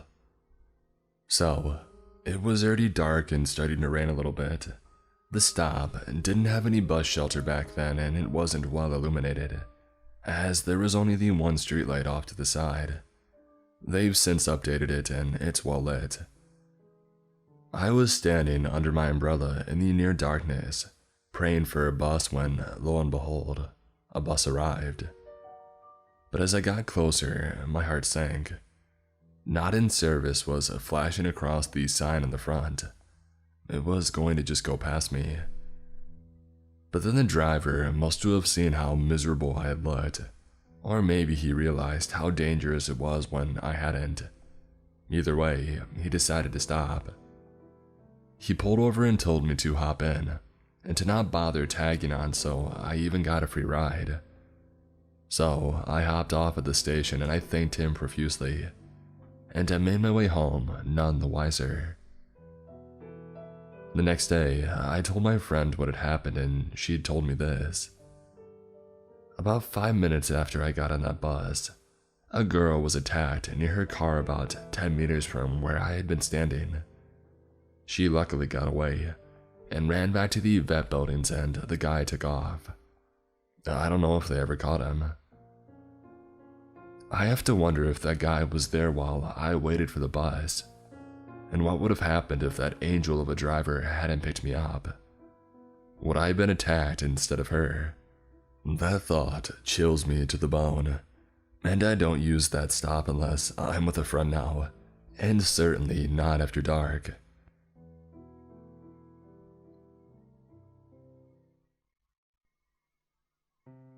This happened today. If you need a visual, I'm female in my late 20s but look young for my age. I'm 5 foot, admittedly on the plumper side of mixed race, and was in work-appropriate shorts and a shirt. For a number of reasons, I take the bus to and from work, and today was no exception. Thanks to what's been going on around the world, the ones I use run every hour. So I've changed from taking 2 buses to just one, and walking the rest of the way. It started off fine, but thanks to progressively worse situations culminated into what happened today, I'm rethinking my commute. The first time that I saw him was this morning on my way to work. I had just gotten off the bus and was walking towards the crosswalk, passing small stores and parking areas as usual. For context, I have clinical anxiety, and to keep myself calm when I'm traveling to and from work, I have earbuds in playing music, so I didn't hear the specifics of what he was saying. At first, I ignored the shouting, figuring someone was just upset the shops were still closed. But it kept going as I got closer, so I turned off my music in case something was off. Spoilers, it was. The shouting came from a man young enough to not have noticeable gray in his long, dark brown hair and beard. Most likely homeless and not wearing a mask. If he was dirty or greasy with holes or stains in his clothing, I couldn't tell you because I was focused on getting to work with time to spare. When I turned my music off, I realized that he was shouting at me, calling me a B as I passed him, telling me to keep going like I just insulted his mother. I've been told not to engage with someone who seems mentally unstable, so not wanting to aggravate him anymore, I stayed quiet. He kept shouting as I got further away, even as I was on the other side of the street, with me keeping my music off just in case he decided to follow me, not even looking back until I couldn't hear him anymore. I would have chalked it up to a weird encounter had it been a one-time thing, but things got worse when work was over and I was heading towards the bus stop that would take me home. Again, earbuds were in, music playing. Only this time my legs were bordering on tormenting me for being on my feet for hours. You gotta love retail. As I got closer to the stop, I noticed that someone was there as well. I brushed it off, hoping it wasn't another pothead talking to himself, or a guy who didn't know about being in the middle of a pandemic. Nope, it was worse. The shouting guy from this morning, and he was still shouting. Even without my anxiety, I was scared. I didn't have a lot of options, and I'll admit the one I picked wasn't the best one. I turned off my music once again and kept walking to the bus stop, figuring that he would let me pass like last time. Another nope. In the hours that had passed, he had claimed the bus stop and didn't want anyone else there. I was a foot away from the bus stop bench when he gets close, shouting how I was a B and a C, and that this was his bus stop, pointing behind me to turn around and to go back. I didn't think that he would get close enough to feel his spittle hit my face, threatening to break my sunglasses as he stood in front of me, moving left and right when I did to avoid him. While this was going on, a woman and her wheelchair-bound son, someone that I've seen around, were coming out of the McDonald's beside the stop. The son was noticeably special needs and was moaning at the man's loud shouting. He then directed his insults at the son, which made him moan louder. On one hand, I wanted to kick him below the belt and stand my ground as he cried on the sidewalk. On the other hand, I'm much too passive, shocked, and desperate to avoid conflict of any kind. So I took several steps away from the man, keeping quiet and trying to think of what to do. Enter the hero of this tale, the guy with the dog and who I assume was his daughter. I remember him asking me if the man was keeping me from the bus. I didn't say anything. Not sure why, but it could have been a protective measure. I might have nodded, but I'm not sure. The guy confronted the shouting man who had no intention of leaving. Then the guy passes these dog's leash to the girl before shoving the man in the chest. The fight, or whatever it was, lasted for a few seconds before the shouting man turned around and walked away, the situation ending with the trio walking away, the woman and son leaving, me sitting down until the bus arrived 2 minutes later, and the shouting man far away from us all. I'm safe at home now, the shock worn off as well as the heart-racing panic from the situation. Needless to say, I hope I never see the shouting man again, but to the man who drove him away, thank you so much.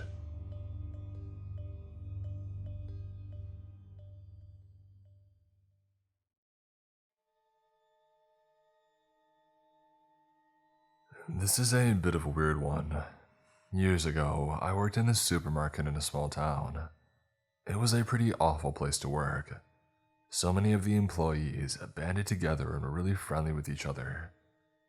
One of my coworkers, Ben, wasn't the kind of guy that I would usually be friends with, but he was pretty funny in a quirky offbeat kind of way, and he helped make the days go by faster.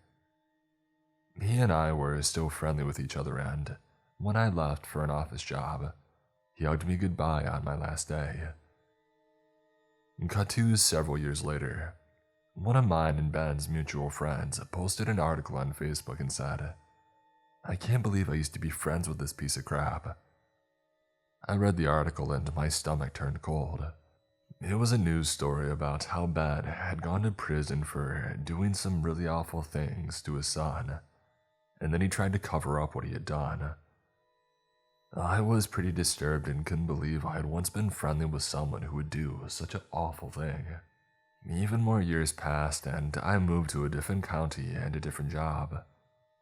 I now work in an office that has a warehouse attached to it. I work in the office, but the warehouse has a really high turnover.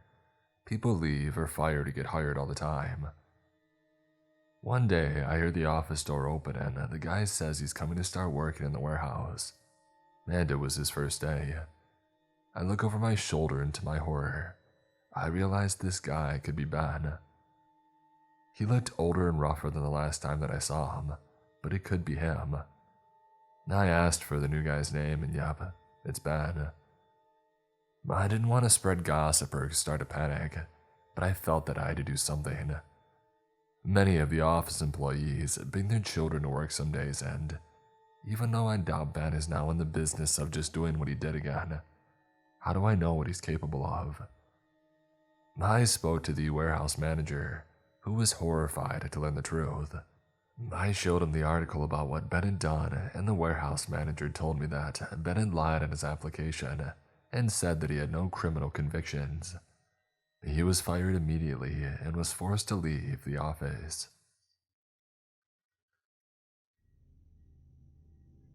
This happened when I was a young child, about 5 or 6.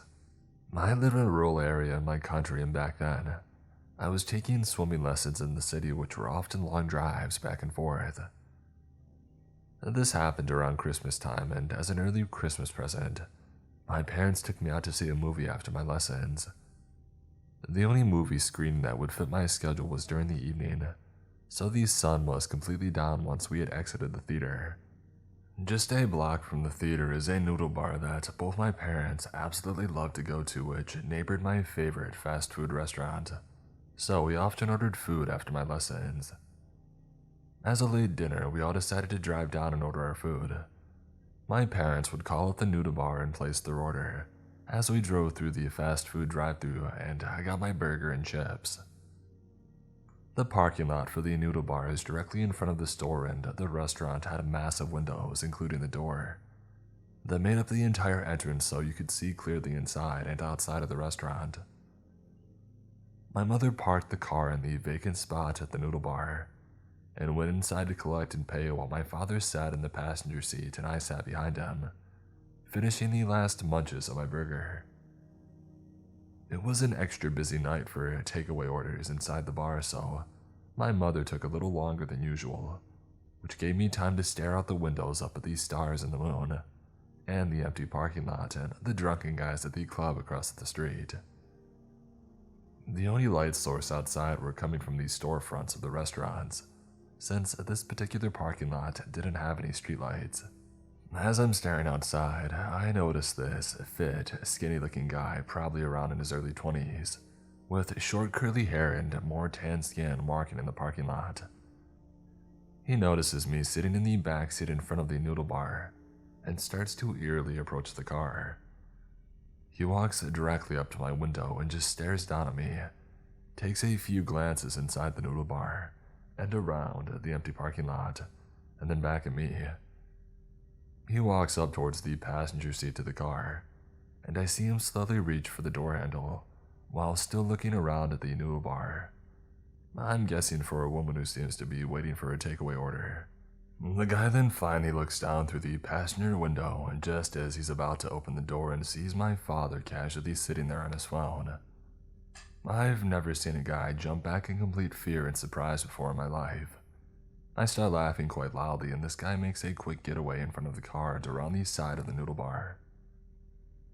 Grabbing the attention of my father, he asks what suddenly got me laughing, and I explained, in my innocence as a child, that this guy thought that this was his car and was about to reach for the door handle, but he saw you and ran away.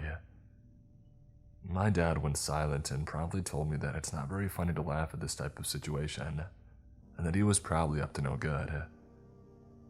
When my mother got back, I told her the story, while still giggling, and she completely froze, handed my father the food, and started the car.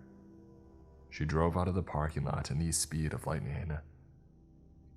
It's only until recently, after reading through threads and watching videos of stories from other people, that I realized that I too was almost a victim of something awful.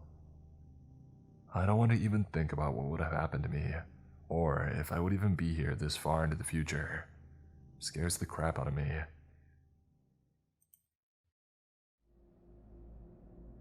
This all happened when I was in high school a long time ago. My mom just recently found the paperwork about it when she cleaned out her office about retiring from the police department. I remember being so upset and scared when it had happened, but rereading the details as an adult, it sounded even worse than I remembered. I was a 17-year-old female working at a flowering gift shop. It's nighttime and a man comes in. Short, overweight, balding, 40s, creepy. He tells me about how he needs to get an apology gift for his girlfriend. So I offer a bouquet, obviously. It's a flower shop. He says that he doesn't like flowers because they die. This was the first weird thing, as he came into a flower shop. And then he goes into detail about how he hit her, and he asked me if he thinks that I was right to do so.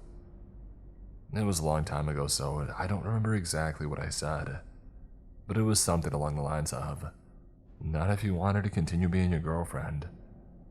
He then tells me what a great job I'm doing, and asks when I get off of work. I dodge answering, and he leaves.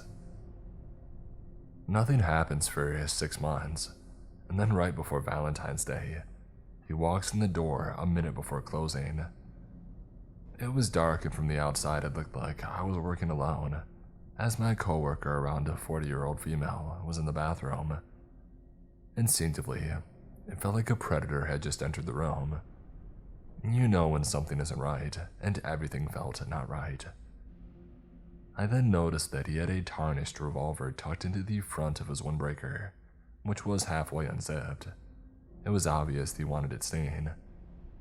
I quickly scribbled a note to my coworker that said, "He has a gun," and handed it to her when she came out of the bathroom. She calmly walked to the phone and looked at me, wordlessly asking if she could call the cops. I shook my head no, as I felt like it would only escalate the situation. God forbid he heard the police coming and took us hostage or something. I was just going to try and act calm and normal as I could, and hopefully not tip the situation into something more dangerous.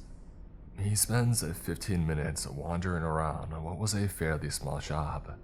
In retrospect, he was probably waiting to see if my coworker would leave, as it was now well past closing. Finally, he places an order for pickup on Valentine's Day, which gives me his name and info, the police report that I'm sure as heck about to file. He buys a card and pulls out a wad of $100 bills, which he slowly thumbs through as though looking for the right one with which to pay for his $40 order. I asked him if he wants a bag, as it wouldn't be very inconspicuous if he just showed up at home with the Valentine's card. He replies, "No, I didn't feel like being inconspicuous tonight," which seemed like an obvious reference to the gun hanging out of his coat. He leaves. We quickly lock the door and watch him sit in his truck outside. We were not about to exit the shop until he was gone. Finally, he pulls out of the parking spot and moves to another spot further away and continues to just sit there. I don't know how long he waited, but he finally left. I called my mom crying. She called the police, who came to the shop the next day to take a report. I told my best friend at the time what happened, and she told her mother. Her mother happened to work with the man and informed security at her job. She said that he was very weird and creepy, and liked to talk about weapons a lot. Security at his job. It's a large company with government contracts and things having to deal with tech and security. Pulled him into the office and questioned him about it.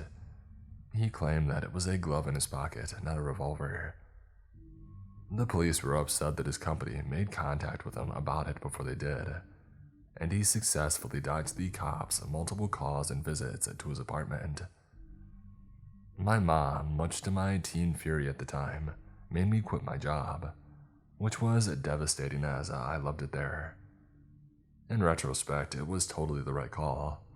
The dude came in on Valentine's Day and picked up his order, and I never saw him again.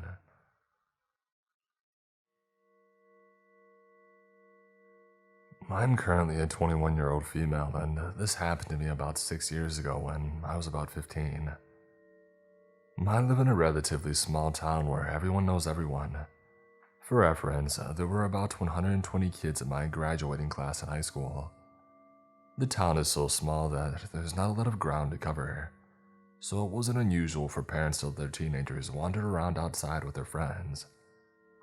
My friend from a different town had come over to my house because we were going to see my school's musical later that night, and we decided to go wander around outside until it was time to go. She was from a different town, so she was unfamiliar with the area. I suggested that we should go down to my local train tracks because there was a cool cliff or overpass type thing where you can sit and watch the river. I had been to the train tracks with my friends many times before, and people my age used to hang out there all the time. This was sometime in early March, so it was still quite cold where I lived. Even though it was chilly, I remember distinctly that I wore flip-flops for some reason. This will be important later. The train tracks intersected a street in my town which was quite close to my house, so this is where we entered the tracks. We were walking and spotted a middle-aged man who was alone and on the phone. We thought nothing of it and kept walking. We made it to the overpass and were just sitting there hanging out when we noticed the man that we had passed earlier was slowly inching closer and closer. We both noticed this but decided not to panic since it was possible that he was just slowly making his way down the tracks. Maybe 5 minutes had passed and the man was getting increasingly closer and closer to us. At this point, we noticed that he was getting closer at an alarming rate.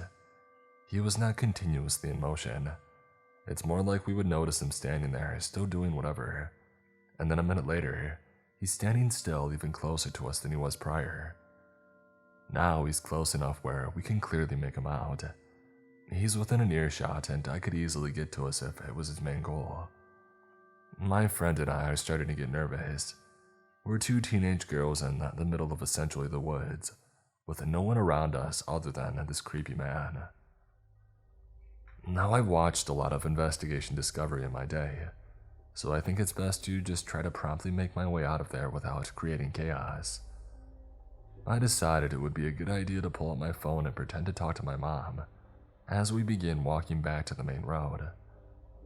My friend and I are calmly walking down the tracks while I have the phone up to my ear. I'm saying things like, "Yeah, we're on the tracks, we're on our way home." Just making up stuff so this guy thinks my mom is aware of my exact location. There's a point where we have to walk directly past the man in order to make it to our destination. It's at this point where he opens his mouth and says, clear as day, "I know you're not on the phone." At this point, my fight or flight kicks in and I'm terrified. Up until this moment, the creepy man had not directly said or done anything to make us think that he was a direct threat. The situation was uncomfortable enough that my friend and I thought we better head out. And when the man said these words to me, I quickly realized that the perceived threat was both real and dangerous.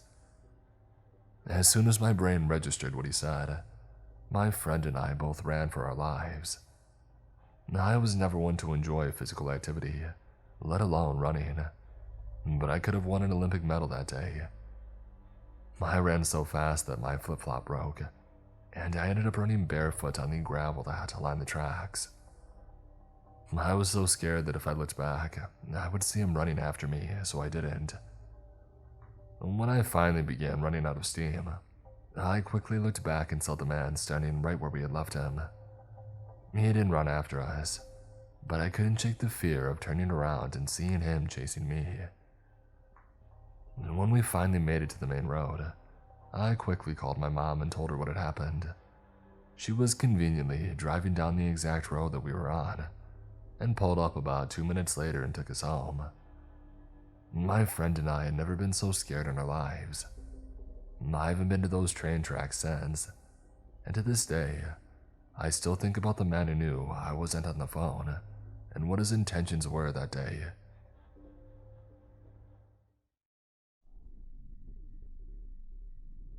To better paint the picture, here is a description of myself at the time of this incident, 3 years ago. A 5'5", 26-year-old woman, medium length, bleach blonde hair, curvy 175, wearing black, high-waisted tights and a pink crop top. 3 years ago, I was walking home late at night from my friend's house. It was dark, and at the time, I lived in a rough part of a large city. I've had many sketchy situations that I've gotten myself out of, so I guess I sort of felt invincible, like nothing truly scary could ever happen to me. When I walk alone, I always stay very alert and aware of my surroundings for my own safety, just in case. About halfway home and roughly 10 minutes to my apartment, I noticed a van started tailing me. I was used to this since in my city it's very common for a young woman in a rough area to get propositioned for you-know-what. It's embarrassing how desensitized I was to this. I did my usual and I crossed the road so that I would be walking beside the traffic heading in the opposite direction. I wasn't scared, so I was really just annoyed. The van then turned down a side street, back onto the road that I was on and pulled up to me. At this point, I still wasn't scared again. This had happened so many times that it never mattered if I was wearing something that showed more skin, or if I was wearing a winter coat zipped from just below my chin all the way down to my ankles. That area is notorious for that type of activity. I decided to be firm and told the person sternly, "I'm not interested," and I noticed there were two men in the van. They looked almost identical and may have been twins or brothers. Both men had a very, very dark complexion, dark eyes and short dark hair. The van didn't move. I was super annoyed and I crossed the road again to get away. At this point I figured this would be enough for them to stop following me. When they didn't. They kept circling back every time I crossed the road. I've never had to put that much effort into getting a weirdo to leave me alone, so this is when I started feeling unsafe. They zipped by me at the speed the traffic was flowing in, and I yelled for them to screw off, and I thought that it finally worked. It had been 3 minutes and I hadn't seen the van, so I thought that I was in the clear. Just in case, I pulled my phone out and was getting ready to call my sister that I lived with. But just then, the van pulled up to me very quickly, and before I could even blink, one of the men jumped out of the van, opened the back door and approached me quickly in an aggressive manner, as if he was about to scoop me up and throw me into the vehicle. The traffic in that area is very inconsistent. It was dead, and I imagine this is what they were waiting for.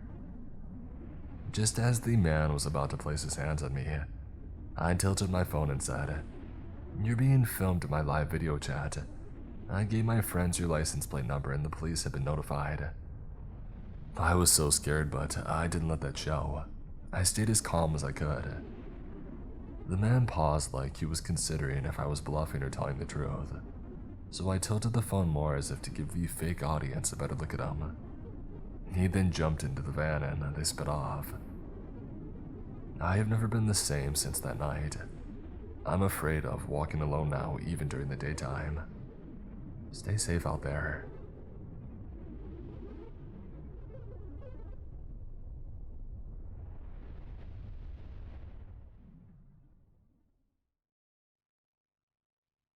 To give a little background, I'm a film student in college right now, and me and my buddies are always trying to find new locations to film our movies at. I make horror films, so all the places I'm looking for and exploring are abandoned. And tonight, me and my group of friends, there were 10 of us in total, decided to check out this abandoned hospital down the street from our school.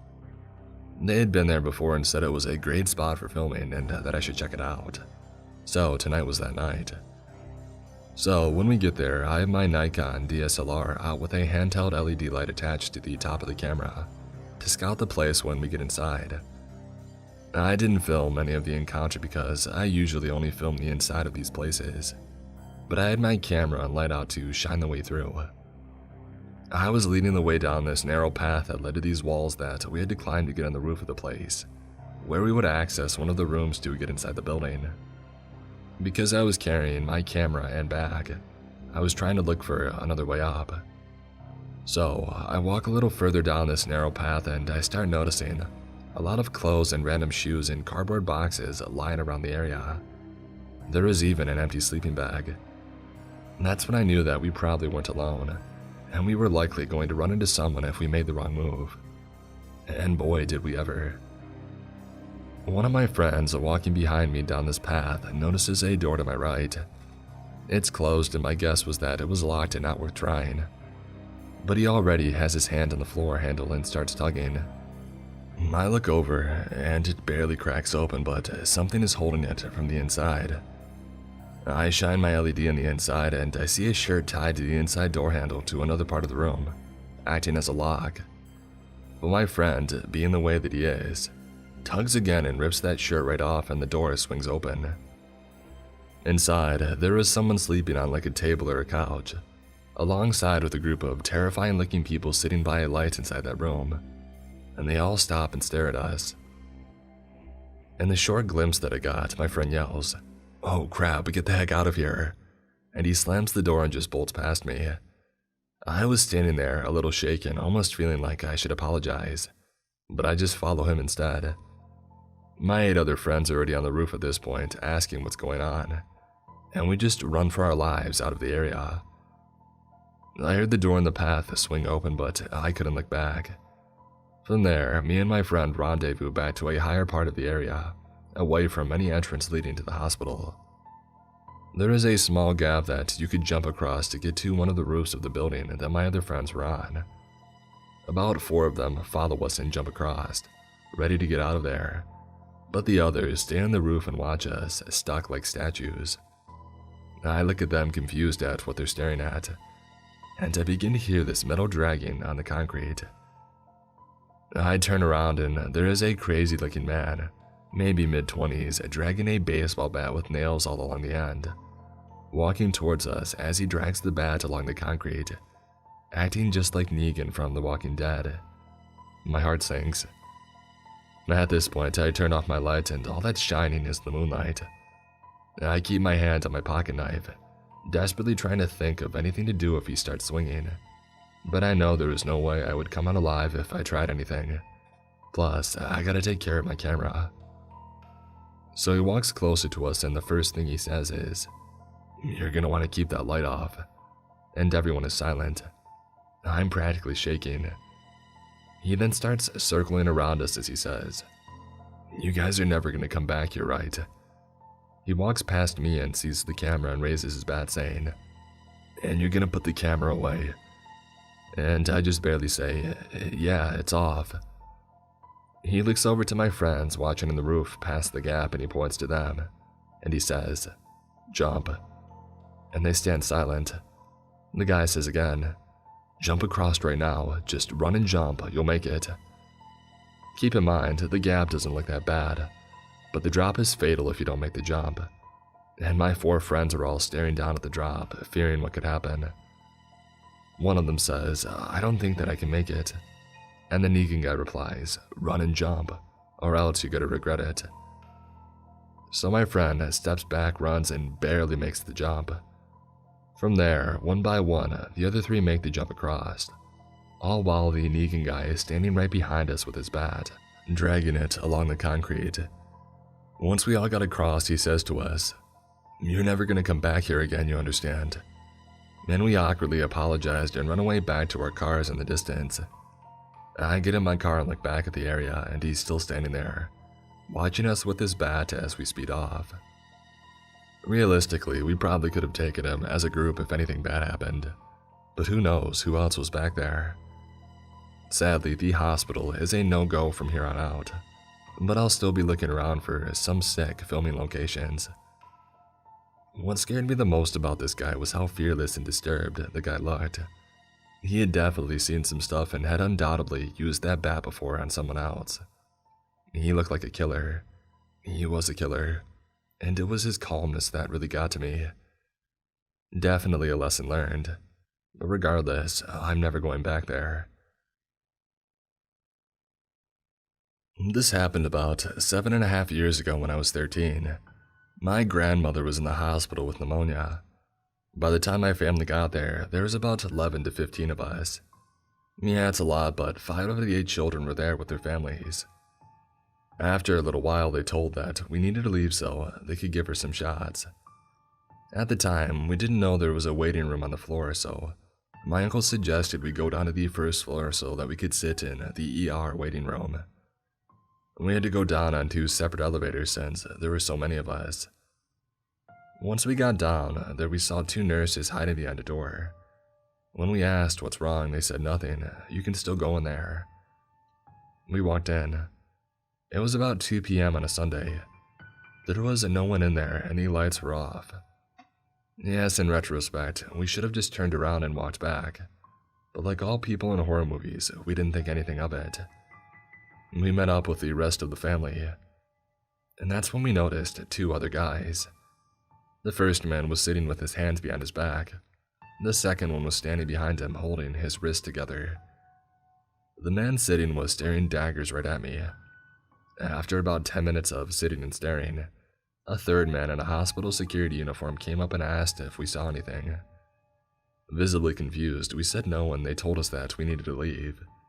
We went back up to the 4th floor and found the waiting room. It was right next to the psych ward with a sign that said, "Stay clear.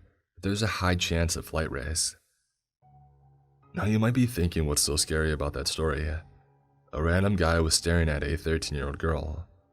Well, a little while later we found out what had happened.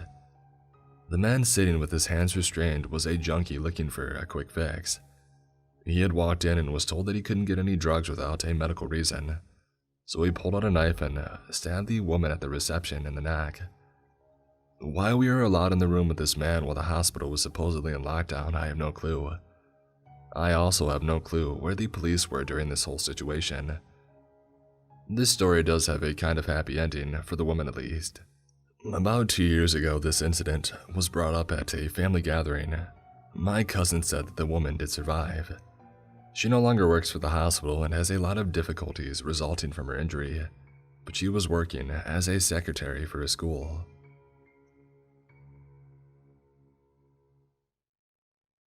This literally happened today. I advise you to skip this story if you're too sensible to gross stuff or if you're eating right now. So I'm a man, and yesterday was my birthday. I just turned 24, which means I've spent the weekend drinking my butt off. Friday at a club, Saturday at a bar, and yesterday at a friend's house. So, you can imagine the mess I was this particular Monday morning. I have to take 2 buses to get to work, and the whole stopping all the time thing that they do can make me sick even in a non-hangover day. I considered going by car to avoid this, but then thought, screw it. I've been here before. I could as well save the gas money and suck it up this sickness for the hour that I spend riding the buses. A big mistake. I got on the bus and immediately felt sicker, but again, not my first time, and decided to focus my attention on the other bus riders to get my mind off the bad feeling. Bigger mistake. At first, I didn't notice anything weird about this man, about 50 to 60, but then he suddenly got up and changed seats for no particular reason, and I could tell that he was probably homeless because his clothes were very dirty.